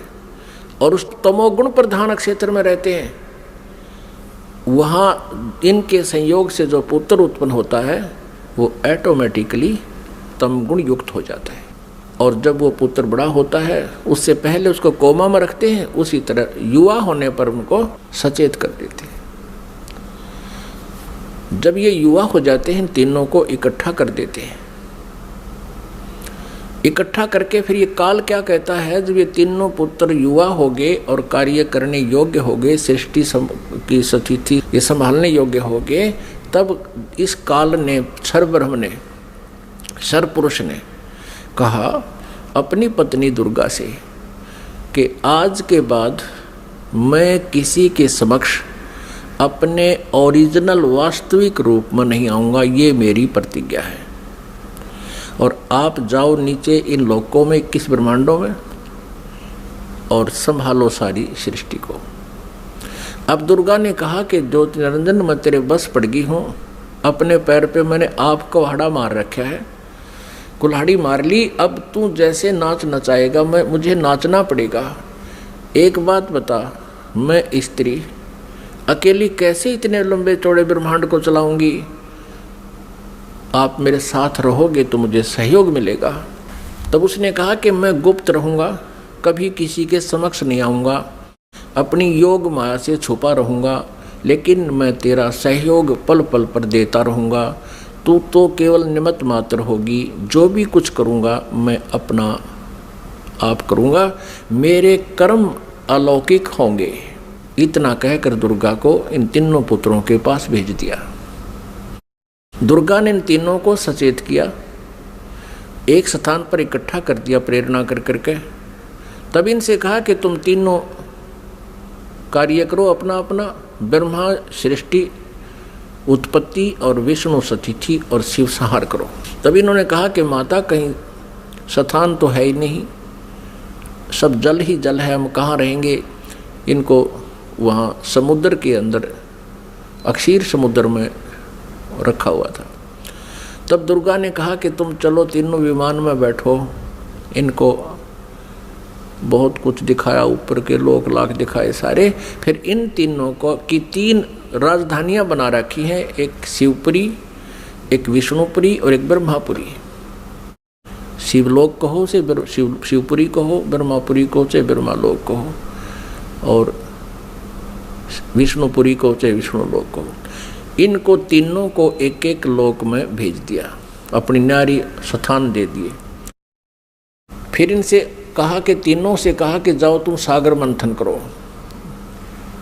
आदेश दुर्गा को देता है ये ब्रह्म सरपुरुष क्षर ब्रह्म, और दुर्गा इन बच्चों से कह देती है कि जाओ तुम सागर मंथन करो। आगे से काल ने सब व्यवस्था कर रखी थी। प्रथम बार जो सागर मंथन हुआ, इस काल ने क्या किया कि अपने श्वासों से 4 वेद छुपा दिए उसमें समुद्र में। सागर मंथन करने से वो 4 वेद बाहर आए, लिपिबद्ध हुए वे। जैसे दूध का प्रारूप कुछ होता है, उसमें जामन लगा देते हैं, दही बनती है, दही को रिड़कते हैं तो मक्खन का कुछ और ही प्रारूप होता, फिर दोबारा लस्सी में नहीं मिल सकता। तो इस प्रकार वो 4 वेद अपने आप बहुत सुंदर कमल के फूलों पर रखे हुए आए। ब्रह्मा ने 4 उठा लिए। अब वो वेद लेकर आए तो दुर्गा ने आकाशवाणी काल ने बता दिया था कि ब्रह्मा को कहो ये वेद पढ़े, और मैं उसको अंदर से प्रेरणा कर करके कुछ अर्थ बताऊंगा। तो ब्रह्मा ने उससे पहले, ब्रह्मा और विष्णु और शिव वेद पढ़ने से पहले तीनों दुर्गा से पूछा करते थे कि माता हमारा पिता कौन है। दुर्गा को काल ने मना कर दिया था कि तुम मेरा भेद नहीं बताओगी। उसी समय ये कह दिया था कि तुम मेरे बारे में किसी को नहीं बताएगी, नहीं तो तेरी खैर नहीं है। अब उस काल के डर से, ज्योति निरंजन क्षर पुरुष के डर से दुर्गा ने सब भेद गुप्त रखा। अपने पुत्रों को बताया, बेटा तुम्हारा कोई पिता नहीं, मैं ही तुम्हारी माता हूँ, मैं ही तुम्हारा पिता हूँ, मैं ही सारी सृष्टि की रचनहार हूँ। तो बच्चों ने मान लिया जैसे माँ बताती है। जब ब्रह्मा जी ने वेदों को पढ़ा, उसमें देखा कि सृष्टि रचनहार तो कोई और है। वो परम अक्षर ब्रह्म है। ब्रह्मा ने पूछा माता ये वेद कैसे मिले हमारे को? दुर्गा ने कहा ये भगवान ने दिए हैं भाई, ये गॉड गिवन है। अच्छा, तो फिर ब्रह्मा ने कहा माता वेदों में लिखा है कि परमात्मा साकार है, मनुष्य सदृश है, सह शरीर है, और आप कह रही हो कि तुम्हारा कोई पिता नहीं। वेदों में लिखा है कि वो उसी ने सब कुछ, सबकी रचना की है, सबका रचनहार है, कुल का मालिक है। तो अब वेद झूठे नहीं हो सकते क्योंकि गॉड गिवन बता रही आप। अब दुर्गा फंस गई, अपना आत्मा कितनी झूठ बोल ले, सच्चाई ऊपर आए बिना रहा नहीं करती। कहते हैं चोर चुरावे तुमड़ी गाड्डे पानी में, वह गाड्डे वह ऊपर आवे, में सच्चाई छनी नहीं। फिर दुर्गा ने कहा बेटा बात सुनो, वो निराकार है, वो किसी को दिखाई नहीं देगा, और क्यों व्यर्थ प्रयत्न करते हो, वो निराकार है। अब ब्रह्मा ने कहा माता अब आपकी बातों पर मुझे अविश्वास हो गया। पहले तो मैं आपकी प्रत्येक बात को सिरोधार्य करता था, सत्य मानता था, लेकिन आज आपकी बात में फर्क पड़ गया। अब मैं नहीं मानूंगा आपसे, मुझे परमात्मा चाहिए, क्योंकि ये आत्मा जब से उस परमेश्वर से बिछड़ी है तभी से उसका अभाव महसूस कर रही है, और उसी समय से खोज में लग गई। यहाँ हम आगे जहाँ हम उसको जिस विधि से खोजना चाहते हैं वो मिल नहीं सकता, क्योंकि चारों वेदों में केवल ब्रह्म तक के पाने की, इस क्षर पुरुष तक के पाने की विधि लिखी है। उस परम अक्षर ब्रह्म के पाने की विधि इसमें ऑप्शन छोड़ रखा है। यजुर्वेद अध्याय नंबर 40 के मंत्र नंबर 10 से लेकर 13 में स्पष्ट किया है। जो वेद ज्ञानदाता ब्रह्म कह रहा है कि उस परमेश्वर के बारे में कोई तत्वदर्शी संत बताओगे, उनसे पूछो। ये वेद भी यही कहते हैं। वेदों का सारांश गीता जी है। गीता जी अध्याय नंबर 4 के श्लोक नंबर 34 में भी यही कहा है। ये गीता ज्ञानदाता ये क्षर पुरुष है, श्री कृष्ण में प्रवेश करके बोलता है। वो भी यही कहता है कि उस परमात्म तत्व की जानकारी की तत्वदर्शी संतों से जाकर समझो, वो बताएंगे। तो वेदों में जो प्रमाण लिखा है, तो ब्रह्मा ने सोचा कि वेदों में लिखा है कि ओम का नाम है और ओम नाम से जाप करूंगा मैं। और हठ योग कैसे शुरू किया इसने? अब वेदों में हठ योग करना नहीं लिखा, जैसे तप करते हैं ये ऋषि महर्षि, ये नहीं लिखा कहीं पर भी। लेकिन वो तप कहाँ से ग्रहण किया? इस तप वाला जो हठ योग की साधना कहाँ से ग्रहण करी ब्रह्मा ने? ब्रह्मा जी जब उत्पन्न हुआ, श्री विष्णु जी के नाभि से कमल निकला और उसके ऊपर ये बैठे विराजमान पाया अपने आप को। काफ़ी समय तक उस डंठल को पकड़कर नीचे उतरा, ऊपर नीचे घूमा, कहीं और छोर नहीं मिला, तो वापस उस कमल के फूल पर आकर विराजमान हो गया। तब आकाशवाणी करी क्षर पुरुष ने, ज्योति निरंजन ने, कि तप करो तप करो। अब ब्रह्मा ने वो आकाशवाणी परमेश्वर की मानकर तप शुरू कर दिया। जब इसने 1000 वर्ष तक तप कर लिया, फिर आकाशवाणी हुई कि सृष्टि करो। अब तप से बैटरी चार्ज होगी। तो अब ब्रह्मा जी ने सोचा वेदों में जो लिखा है ये भी भगवान की वाणी, और जो मैंने सुना हुआ भी भगवान की वाणी। अब वेदों में जो ज्ञान है वो परमेश्वर परम अक्षर ब्रह्म का दिया हुआ है। 5 वेद दिए थे परमेश्वर ने इस क्षर पुरुष को, इसके अंतःकरण में फीड कर दिए थे। अब जैसे किसी अंतःकरण में फीड कर दिए तो समय रख दिया परमात्मा ने, उसके बाद वो अपने आप बाहर आने थे, वो बाहर 5 आगे। लेकिन इसने देखा पढ़ करके 5वें वेद में बहुत जानकारी थी परमपिता की, सत्य पुरुष की, परम अक्षर ब्रह्म की। इसने उसको नष्ट कर दिया और 4 वेद दे दिए। अब चारों वेदों को ब्रह्मा जी ने पढ़ा तो कहा माता इसमें ओम नाम लिखा है और मैं परमात्मा को पाऊंगा।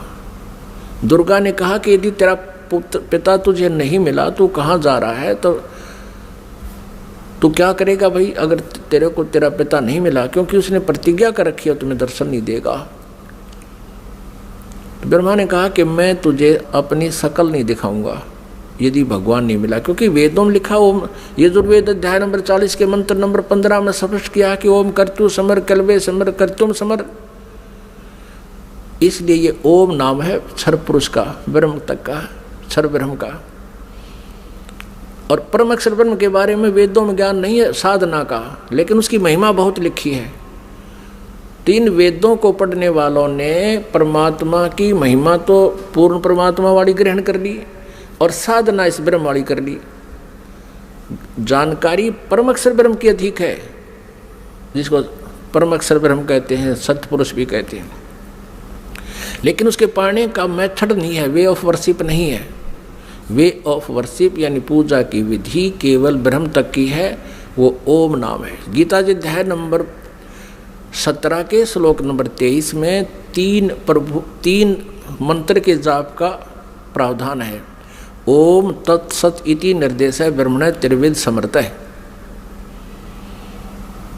और गीता जी अध्याय नंबर 15 के श्लोक नंबर 1 से 4 में और 16 और 17 में विस्तार से विवरण दिया गया है कि इस संसार रूपी वृक्ष के तना कौन है, जड़ कौन है और शाखा कौन है, डार कौन है, पत्ते क्या हैं। इनको जो जानता है वो तत्वदर्शी संत है।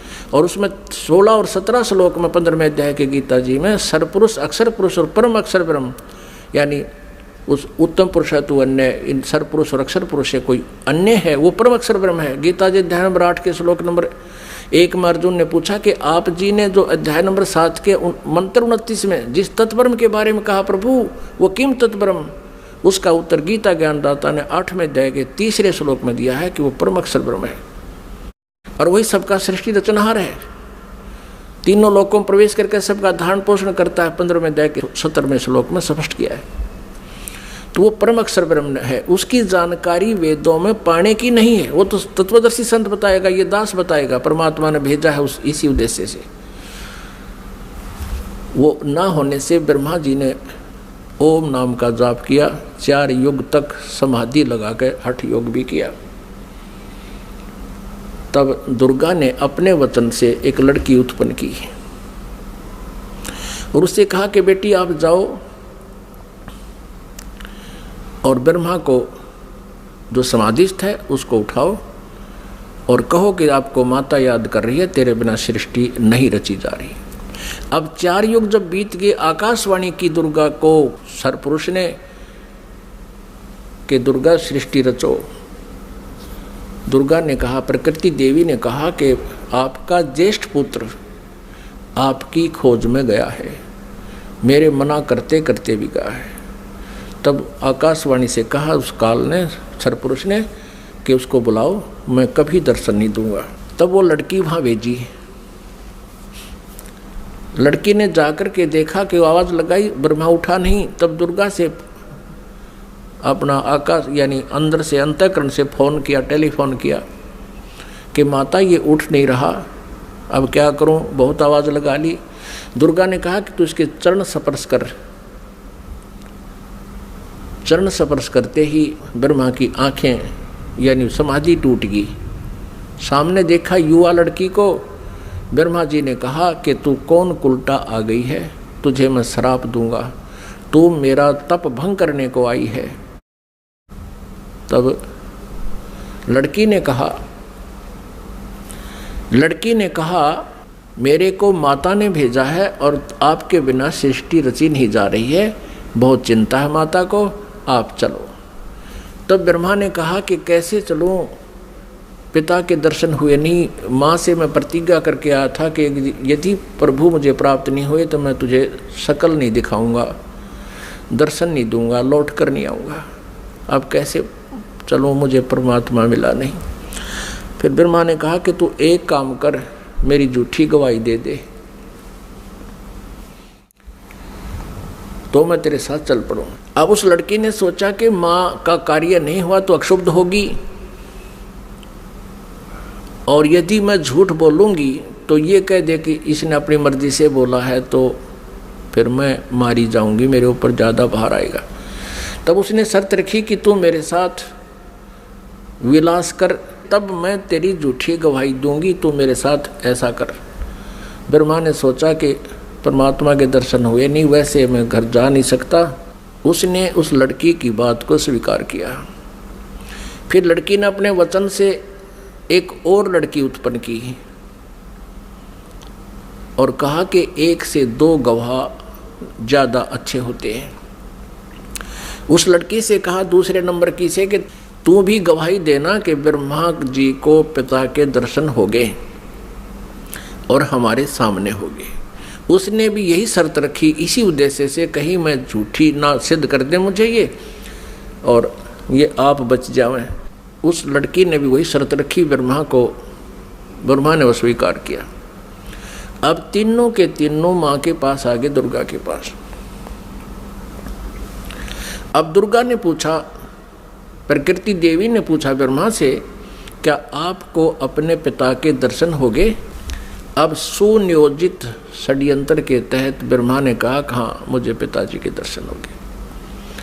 तो दुर्गा ने कहा कि भाई कैसे मानूं मैं तेरी बात को, क्योंकि दुर्गा को तो फाइनल था कि उसने कह रखा कि मैं दर्शन नहीं दूंगा, ये मेरा फाइनल आदेश है, फाइनल फैसला है, डिसीजन है। अब दुर्गा को पूरा दृढ़ विश्वास था कि ऐसा तो हो नहीं सकता।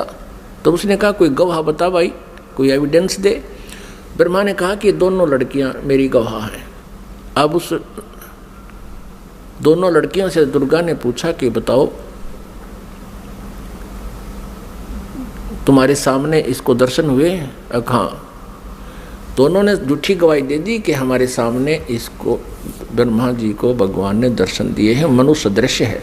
क्योंकि वेदों में लिखा है, यजुर्वेद अध्याय नंबर 5 के श्लोक नंबर 1 में और 5 के मंत्र नंबर 8 में, तो 8 में तो 3 बार लिखा भगवान के विषय में, और यजुर्वेद अध्याय नंबर 5 के श्लोक नंबर 1 मंत्र में 2 बार लिखा, अग्ने तनुरसी विष्णुवे तवा सोमस्य तनुरसी।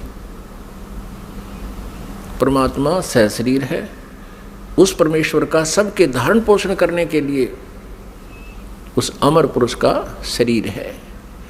और ऋग्वेद मंडल नंबर 1 सूक्त नंबर 31 मंत्र नंबर 18 में स्पष्ट किया है कि वो नरवत अग्नि, मनुष्यवत, मनुष्य के समान है वो परमात्मा।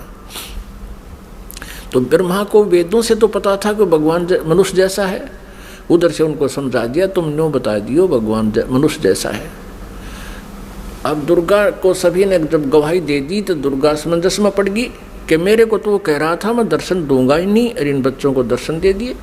अब दुर्गा अपने मन में दुखी होकर दूर जा बैठी और कहने लगी कि आप तो बहुत झूठे हो। आकाशवाणी अपने इंटरनेट कनेक्शन कर लिया, ऐसे ही कर लेते हैं बातें जब जिनकी भक्ति से जो सिद्धियां प्राप्त हो जाती हैं, दूसरे से दूर देश में बैठकर भी बातें की जा सकती हैं। अब दुर्गा ने कहा कि आप झूठे हो, आप झूठ भी बोलते हो, संभालो अपने काम को, आप ही करो, मुझे कुछ कहते हो, बच्चों को कुछ कहा है। तब उस आकाशवाणी की उस काल ने, ब्रह्म ने, क्षरब्रह्म ने कि तीनों झूठ बोल रहे हैं, मैंने कोई दर्शन नहीं दिए। तब वो आई करड़ी होकर दुर्गा, जैसे जांच अधिकारी को जो पता लग जाता है कि सच्चाई क्या है, पहले तो विनम्रता से पूछता है वो थानेदार, और फिर सोटा ठा के खड़ा हो जाता है, सच्ची बता दो, झूठ बोलते हो तुमने उससे पता किया, मैंने उससे पता किया, वो ऐसे ऐसे कर रहा। तब वो कहने लगा कि मुझे आकाशवाणी हुई है परमात्मा की कि तुमने को कोई दर्शन नहीं हुए हैं। तब ब्रह्मा हंसने लग गया कि माता मैं प्रतिज्ञा करके गया था कि पिताजी के दर्शन नहीं हुए तो मैं आपको दर्शन नहीं दूंगा। पिता के दर्शन हुए नहीं थे, हम तीनों ने मिलकर झूठ बोल दिया वापस आने के लिए। तब दुर्गा ने उन तीनों को श्राप दे दिया। ब्रह्मा को श्राप दिया कि तेरी जग में पूजा नहीं होगी और तेरे जितने भी अनुयायी वंशज होंगे तेरे जैसे लपाड़ लफंडर झूठे होंगे, सच्चाई का पता नहीं होगा पर विद्वान कब आएंगे। तो ब्रह्मा जी के अनुयायी कौन है? ऋषि महर्षि, और उनको वेदों का बिल्कुल ज्ञान नहीं था और महर्षि की पदवी पा गए। अभी दिखाएंगे, घबराना ना, कोई पहली बार सुन रहा हो, पूरी डिटेल दिखाएंगे कि सतयुग के ब्राह्मण और गुरु ऋषियों को वेदों का ज्ञान कैसा था। उनको वेदों का ज्ञान ही नहीं था। अब ब्रह्मा जी को बड़ी चिंता हुई कि मेरे को श्राप दे दिया, मेरी पूजा नहीं होगी। ब्रह्मा मूर्छित हो गया, इस आघात ऐसी लगी उसको वचन की। फिर दुर्गा ने विष्णु जी से पूछा कि पुत्र तू भी अपने पिता की खोज कर ले, कहीं फिर बाद में सृष्टि के दौरान तुम समाधि ला के बैठ जा और सृष्टि कर्म में बाधा पड़े। विष्णु जी चल पड़े पिता की खोज के लिए, शेष नाग के लोक में पहुंच गए। पुण्यात्माओं, प्रत्येक प्राणी ने अपनी जो डायरेक्शन कायम कर रखी है, सीमा कायम कर रखी है। जोटे ने भैंसे न अपनी कर रखी है, जब दूसरा भैंसा आ जाता लड़ मरा उसके साथ। कुत्ते ने अपनी सीमा बांट रखी है। ऐसे ही जो ही शेष नाग के लोक में विष्णु जी ने प्रवेश किया तो शेष नाग ने सोचा कि तेरे लोक में, तेरी जुरिडिक्शन में ये कैसे आ रहा है निर्भय होकर के, इसको किसी का खौफ नहीं, मैं यहाँ का सम्राट हूँ। अब जो ही विष्णु जी निकट आए तो उसने 1000 फन ऐसे फैला लिए शेष नाग ने, और 1000 फनों से विष का फुहारा छोड़ दिया। जैसे धुंध हो जाती है, ऐसे विष्णु जी के चारों तरफ उस विष के फुहारे की धुंध होगी। और श्री विष्णु जी के शरीर पर, पूरे शरीर पर ऐसा पेंट हो गया काला, उस विष से काला शरीर हो गया। अब विष्णु जी ने देखा कि इस नाग ने ये क्या कर दिया, मैंने इसको कुछ कहा नहीं, आगंतुक के साथ ये ऐसा दुर्व्यवहार करता है, मैंने इसको कुछ कहा नहीं, कोई इसको हानि पहुंचाई नहीं, मैं तो अपना कोई किसी खोज में आया था और इसका इतना दिमाग खराब है। अब विष्णु जी ने सोचा कि ला इसको ख़त्म कर देता हूँ, इस नाग कीड़े को। जो ही शेष नाग को मारने के लिए आगे को चले विष्णु जी, आकाशवाणी की उस ब्रह्म ने, क्षर पुरुष ने, इनके पिता ने, कि विष्णु तुम ऐसे एक दूसरे को मारते रहोगे तो सृष्टि कैसे चलेगी, तुम वापस जाओ और कहीं पर, मैं कभी किसी के सामने नहीं आऊंगा, मैं दर्शन नहीं दूंगा किसी को,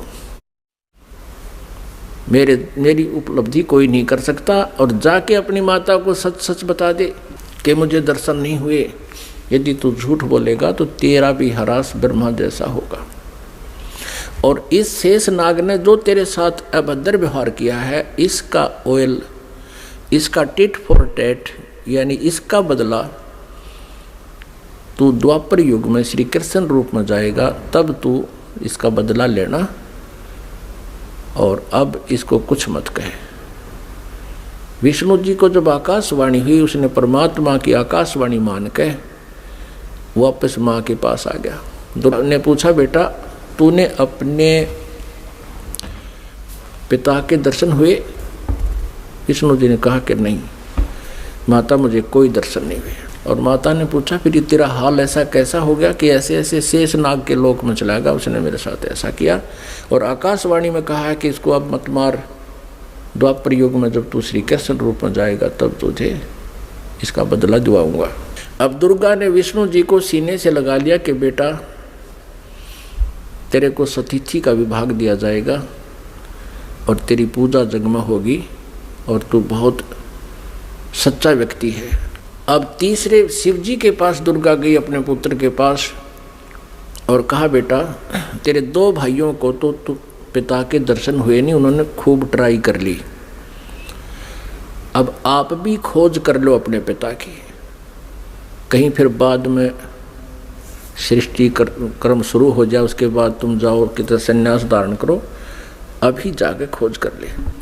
भगवान शिव जी ने, शंकर ने समझदारी की, कहा माता जब मेरे 2 बड़े भाइयों को पिता के दर्शन नहीं हुए, ब्रह्मा जी ने तो 4 युग समाधि भी लगाई और विष्णु जी ने वैसे घूम घाम कर ढूंढना चाहा, तो मैं तो ट्राई ये नहीं करता माता, पर मुझे एक वरदान दे दो।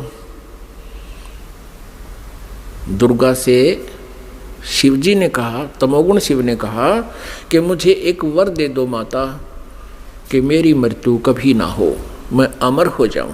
अब दुर्गा ने कहा कि बेटा, श्री देवी ने कहा कि पुत्र यहाँ ऐसा नहीं हो सकता, जिसका जन्म है उसकी मृत्यु होगी ही होगी, ये मेरे बस से बाहर की बात है, लेकिन मैं तुझे एक विधि बताती हूँ जिससे तेरी आयु सबसे अधिक हो जाएगी। तो भगवान शिव ने कहा कि माता वही कृपा कर दो। तो दुर्गा ने कहा कि बेटा इस आयु के बढ़ाने का एक विधि है, तरीका है कि प्राणायाम करके श्वास को सूक्ष्म कर ले, एक स्थान पर बैठा रहे और सूक्ष्म श्वास कम से कम लेने से आयु बढ़ जाती है, क्योंकि आयु श्वासों पर आधारित है। तो भगवान शंकर ने यही सिरोधार्य किया, जैसे आप किया गया। आप देखते हो ज़्यादातर भगवान शिव जी समाधिस्थ रहते हैं, इनकी आयु भी सबसे लंबी है। 7 ब्रह्मा की मृत्यु के उपरांत एक विष्णु जी की मृत्यु होगी, 7 विष्णु जी की मृत्यु के उपरांत एक शिव जी की मृत्यु होगी, तमोगुण शिव की। इसकी इतनी लंबी आयु है। और एक ब्रह्मा जी की आयु कितनी है? ब्रह्मा जी का एक दिन, रजगुण ब्रह्मा जी का एक दिन 1000 चतुर्युग का होता है। और इतनी ही रात्रि, एक चतुर्युग में कितने वर्ष हैं हमारे मनुष्यों के? 43,20,000 वर्ष एक चतुर्युग में। ऐसे ऐसे 1000 चतुर्युग का ब्रह्मा जी का दिन और इतनी ही रात्रि। 30 दिन रात का महीना, 12 महीने का एक वर्ष और 100 वर्ष की ब्रह्मा जी की आयु। इससे 7 गुना विष्णु जी की, सतगुण विष्णु जी की, और विष्णु जी से 7 गुना तम गुण शिव जी की। इतनी लंबी आयु होगी। फिर इन तीनों पुत्रों का दुर्गा ने विवाह करना चाहा। आकाशवाणी की उस काल ब्रह्म ने, सरपुरुष ने दुर्गा जी से कि दुर्गा तो इन तीनों बच्चों को पुनः सागर मंथर पर भेज दे और वहाँ इनका विवाह करने के लिए तू ही 3 रूप बना करके 3 लड़कियों के रूप से निकलना। अब श्री देवी ने 3 रूप बनाए, गुप्त, और समुद्र में छुपा दिए। उधर से तीनों पुत्रों से कहा कि जाओ बेटा तुम सागर मंथन करो। उधर से ये काल सब व्यवस्था कर देता है।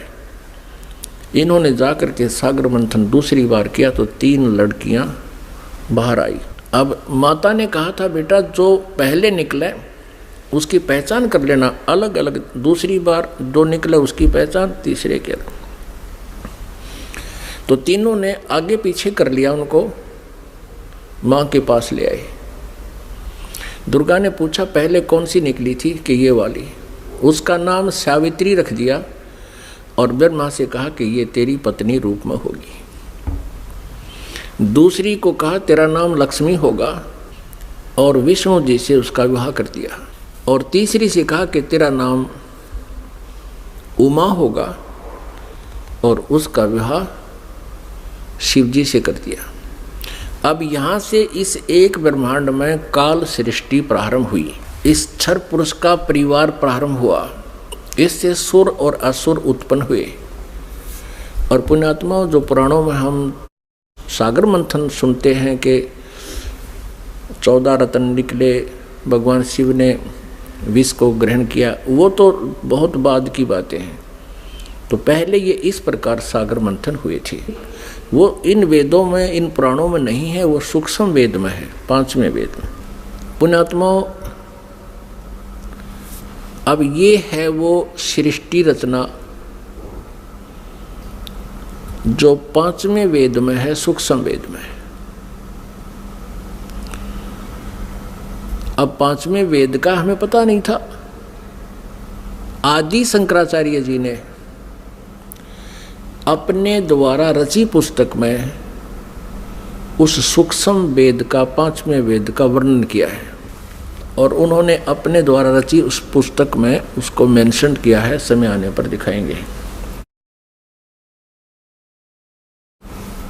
अब परमेश्वर कबीर देव जी ने 600 वर्ष पहले सन 1398 में वो सशरीर आए थे। सतलोक से चलकर एक शिशु का रूप धारण किया था।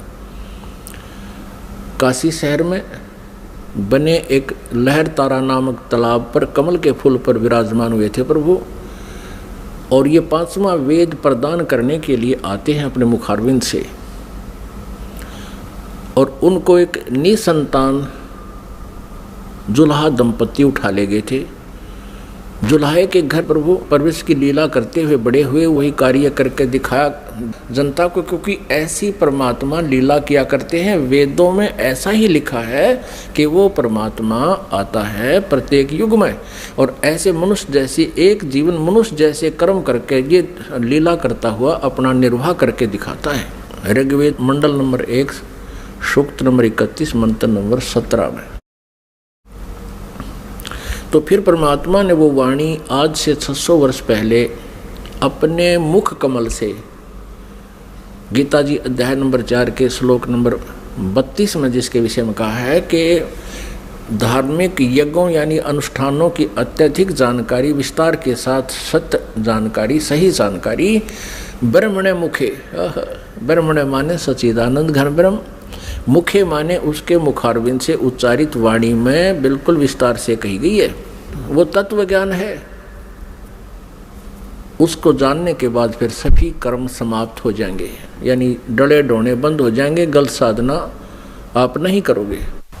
परमेश्वर कबीर देव जी उस समय कहा करते थे इन नकली गुरु आचार्यों से, मंडलेश्वरों से, कि तुम जनता को गुमराह कर रहे हो, तुम कह रहे हो कि ब्रह्मा विष्णु महेश के कोई माता पिता नहीं। परमात्मा कहा करते इनके माता पिता हैं, ये जन्मते मरते हैं, इनकी मृत्यु होती है, जन्म होता है, ये अविनाशी नहीं है, ये कंप्लीट गॉड नहीं है। तो इस बात का बहुत विरोध हुआ था परमेश्वर का। उन झूठे आचार्यों ने, उन नकली गुरुओं ने कबीर परमेश्वर के बारे में बहुत गलत धारणाएं पैदा कर दी कि ये झूठा है, अशिक्षित है, इसने वेदों गीता को पढ़ा नहीं, पुराणों को पढ़ा नहीं, क्योंकि ये संस्कृत नहीं जानता। अशिक्षित व्यक्ति है, ये क्या जाने वेदों और गीता और पुराणों के बारे में, ये झूठ बोल रहा है, इसकी मत मानना, मत सुनना। उस समय तो हम धोखा खा गए जनता वाले, क्योंकि हमारे आचार्य जो हैं, जो गुरु लोग थे, ब्राह्मण ऋषि थे, वो संस्कृत भाषा जानते थे। तो हमने ये सोचा कि ये सभी सदग्रंथ संस्कृत भाषा में विद्यमान हैं, लिखे हैं, तो कबीर जी संस्कृत नहीं जानते, क्योंकि ये किसी ब्राह्मण के पास पढ़े नहीं, इसलिए कबीर जी झूठ बोल रहे होंगे, ये हमारे गुरु, ये आचार्य, ये सत्य कह रहे हैं, इसलिए परमेश्वर के उस ज्ञान को हमने स्वीकारा नहीं, और उसी का खामियाना आज तक भुगत रहे हैं। हम भक्ति भी कर रहे हैं लेकिन शास्त्र विरुद्ध कर रहे हैं। हमें ज्ञान भी प्राप्त है, वो परमात्मा का ज्ञान नहीं है। आज से 600 वर्ष पहले परमात्मा ने अपने सच्चिदानंद घन ब्रह्म की वाणी में क्या बोला था, क्या बताया था। जैसे ऋग्वेद मंडल नंबर 9 सूक्त नंबर 86 मंत्र 26 और 27 में, ऋग्वेद मंडल नंबर 9 सूक्त नंबर 82 मंत्र 1, 2, 3 में, ऋग्वेद मंडल नंबर 9 सूक्त नंबर 20 मंत्र 1 में, ऋग्वेद मंडल नंबर 9 सूक्त नंबर 96 के मंत्र नंबर 16 से 21 तक, उसमें कहा कि परमात्मा सतलोक से चलकर आता है। ऋग्वेद मंडल नंबर 9 सूक्त नंबर 1 मंत्र नंबर 8 और 9 में स्पष्ट किया है परमात्मा कि वह शिशु रूप धारण करता है, और जब वो शिशु रूप में आता है परमात्मा, तो उसकी परवरिश की लीला कंवारी गायों से होती है, और वो परमात्मा तत्व ज्ञान, यथार्थ ज्ञान को बताने के लिए अपनी प्यारी आत्माओं को मिलता है, श्रेष्ठ वर्णीय आत्माओं को, श्रेष्ठ आत्माओं को मिलता है, उनको फिर तत्व ज्ञान से परिपूर्ण करता है। उसी आधार से परमात्मा जो लीला किया ही करते हैं, उसी तरह करते हुए आदरणीय धर्मदास साहिब जी को मिले। अच्छी आत्माओं में से किन किन अच्छी आत्माओं को मिले? आदरणीय धर्मदास साहिब जी को मिले, आदरणीय मलुकदास साहिब जी को मिले, आदरणीय दादूदास साहिब जी को मिले, आदरणीय नानक साहिब जी को मिले, आदरणीय गरीबदास साहिब जी गांव छुडानी जिला झज्जर हरियाणा वाले को मिले, आदरणीय गीसा साहिब जी गांव खेखड़ा जिला मेरठ उत्तर प्रदेश वाले को मिले। तो वो परमात्मा के गुणों में लिखा है कि वो ऐसा करते हैं, वेद भी गवाही दे रहे हैं। उसी आधार से परमात्मा धर्मदास साहिब जी को मिले थे, जो बांधवगढ़ के रहने वाले थे, मथुरा में गए हुए थे भगवान की खोज में। वहाँ परमात्मा ने कहा था इन तीर्थों पर भगवान नहीं है, भगवान आपके सदग्रंथों में लिखी हुई विधि से प्राप्त होगा।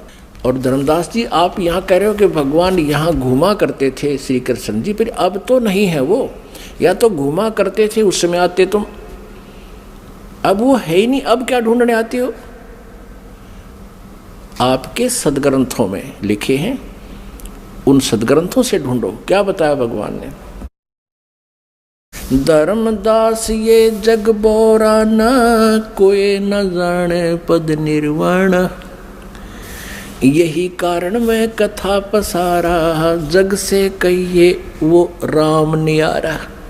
परमेश्वर कबीर देव जी ने ये सृष्टि रचना धर्मदास जी को सुनाई थी, आदरणीय धर्मदास साहब जी को। परम पूज्य परमेश्वर कबीर जी ने जो कथा दास ने आपको सुनाई, यही कथा आदरणीय धर्मदास साहब जी को सुना रखी थी, उसमें से दास ने आपको सुनाया। अब ये उनकी सच्चिदानंद घन ब्रह्म की वाणी में लिपिबद्ध है, कबीर सागर में लिखा है, उससे पढ़कर सुना रहा हूँ आपको।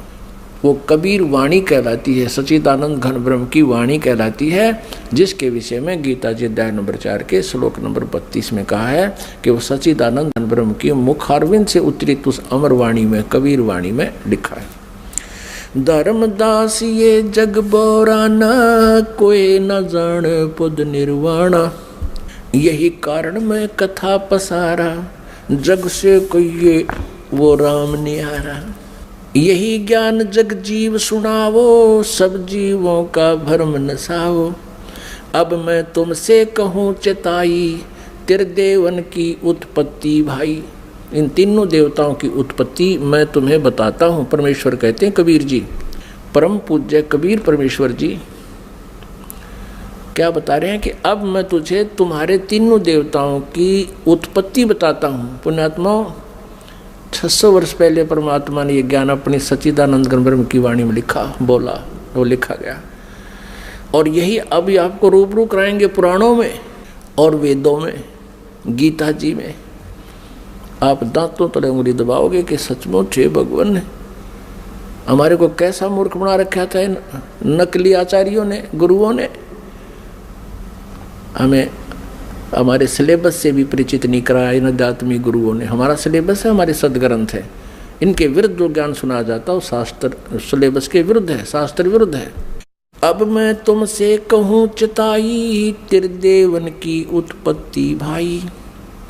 कुछ संक्षेप कहूँ गौराई, सब संशय तुमरे मिट जाई। कहते थोड़े से समय में संक्षेप में बताऊंगा, उससे में सारे संशय दूर हो जाएंगे। ज्ञानी सुने सो हृदय लगाई, मूर्ख सुने तो गम ना पाई।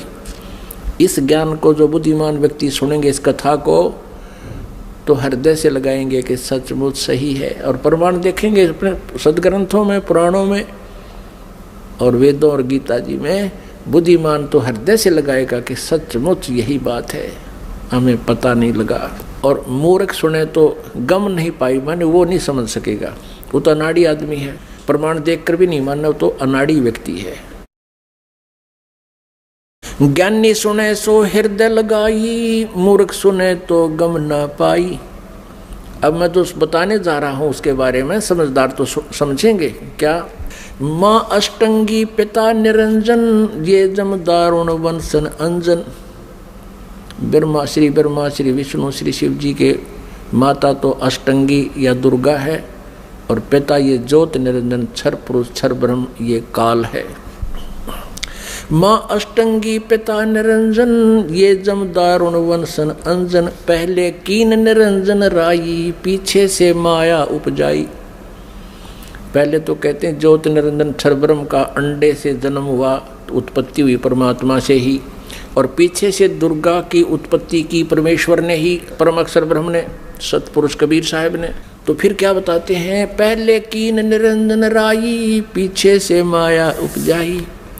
माया दुर्गा को कहते हैं। माया रूप देख अति शोभा, देव निरंजन तन मन लोभा। दुर्गा के सुंदर रूप को देखकर इसके अंदर विषय वासना प्रभावित होगी, प्रबल होगी। कामदेव धर्मराय सताए, देवी को तुरंत धर खाए। क्या बताते हैं कि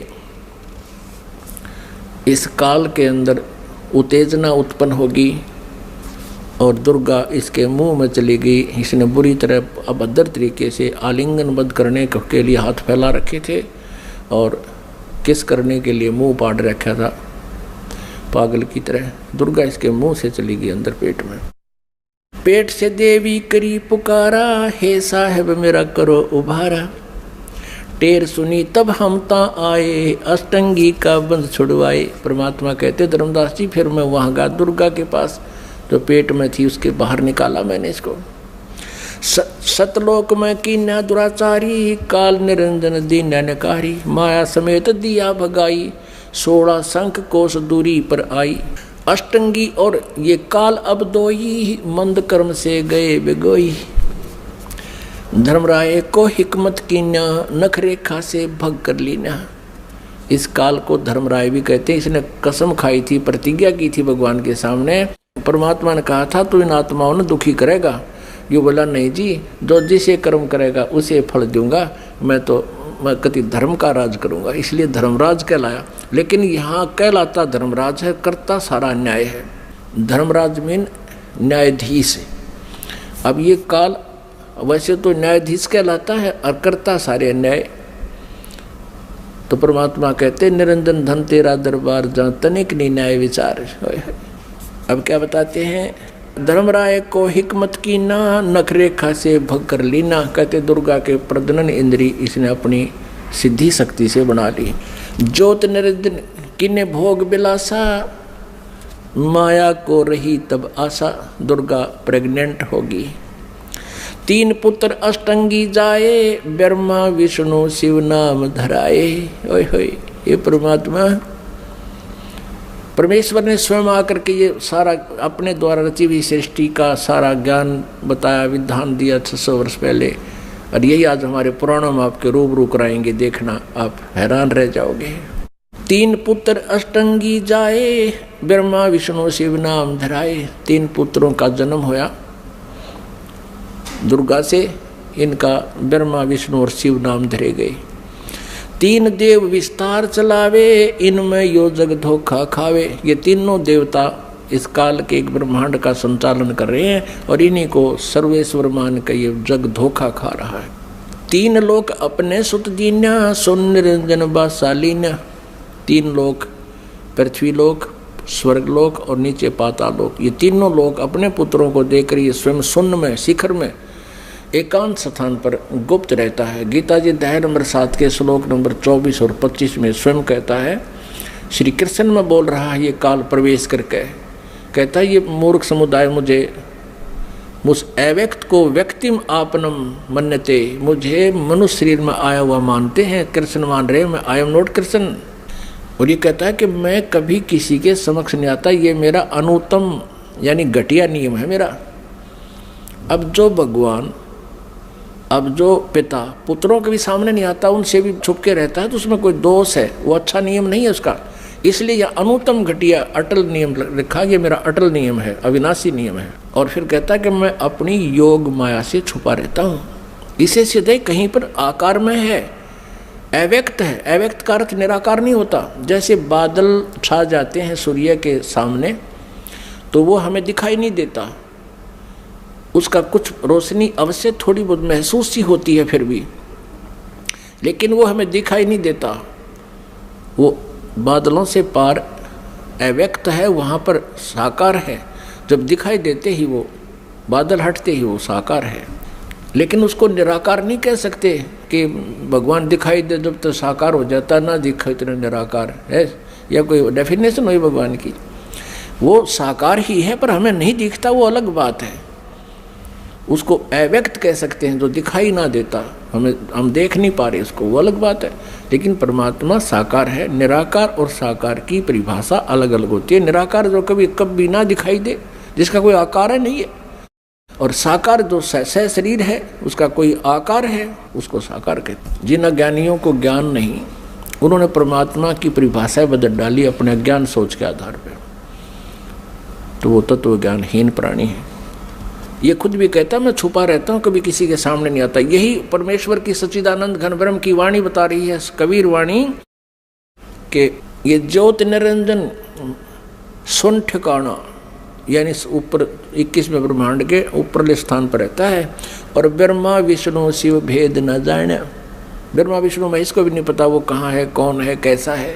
3 लोक अपने सुत दीना, सोन निरंजन बासालीना। तीन देव सो उसको ध्यावे, निरंजन का वो पार न पावे। ये तीनों देवता समाधि लगाते फिर भी चेष्टा करते हैं, क्योंकि आत्मा नहीं रुक सकती भगवान बिना। कभी कभी ये फिर भी तपस्या करने की चेष्टा करते हैं थोड़ी बहुत वर्षों तक, लेकिन उसका भेद नहीं पाए। और पहले ही उन्होंने ट्राई करके देख लिया, इन्होंने परमात्मा नहीं मिले। इसलिए दुर्गा ने उन्हें बता दिया कि वो निराकार है, तो इन्होंने स्वीकार कर लिया कि वो निराकार है। और इन्होंने भी ट्राई करके देख लिया, नहीं मिला, तो सब ने उसकी डेफिनेशन बदल ली अपनी सोच के आधार से कि परमात्मा निराकार है। क्यों दिखाई नहीं दे रहा उनको? उनकी वे ऑफ वर्शिप परमात्मा देखने वाली नहीं थी। वेदों में जो वर्णन है परमात्मा का, ओम नाम और आदि जो साधन है, ये परमात्मा को पाने के नहीं है। क्योंकि गीता जी अध्याय नंबर 11 के श्लोक नंबर 47 और 48 में ये श्रीमद् भगवद गीता जी का ज्ञान ये काल ही दे रहा है श्री कृष्ण में प्रवेश करके। और ये कहता है कि अर्जुन वास्तविक रूप मेरा ये है, विराट रूप दिखाया, और मेरे दर्शन, मेरी प्राप्ति, मेरा ये रूप है, और इस रूप में मैं कभी किसी को दर्शन नहीं देता, इसने प्रतिज्ञा कर रखी है। और ये कहता है कि अर्जुन तेरे से पहले मेरे इस रूप को जो तूने आज देखा, पहले किसी ने नहीं देखा इस विराट रूप को। अब श्री कृष्ण गीता जी बोल रहे होते तो ये नहीं कहते कि मेरा ये विराट रूप, असली रूप ये है, ये काल रूप है, इसको किसी ने पहले नहीं देखा। क्योंकि श्री कृष्ण जी तो कौरवों की सभा में पहले अपना विराट रूप दिखा चुके थे, तो ये शब्द नहीं कहते जो श्रीमद् भगवद गीता अध्याय नंबर 11 के श्लोक 47 में कहा और 48 में कहा कि इस मेरी प्राप्ति यानी मेरे रूप के दर्शन यानी भगवान प्राप्ति, ब्रह्म प्राप्ति, ब्रह्म का ये रूप है, ये काल है। कहता ना वेदों वर्णित विधि से, ना किसी जप से, ना तप से, ना किसी क्रिया से कोई भी प्राप्ति नहीं कर सकता। इससे सिद्ध है कि गीता जी अध्याय नंबर 8 नंबर 13 में कहा कि ओम इति एक अक्षरम ब्रह्म व्यवहारण माम अनुसमरण।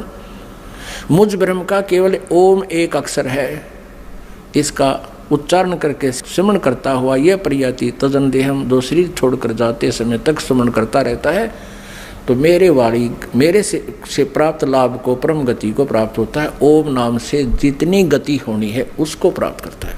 तो यहाँ ये कह रहा है कि मेरी प्राप्ति ना वेदों वर्णित विधि से, ना तप से, ना जप से, ना किसी क्रिया से नहीं हो सकती।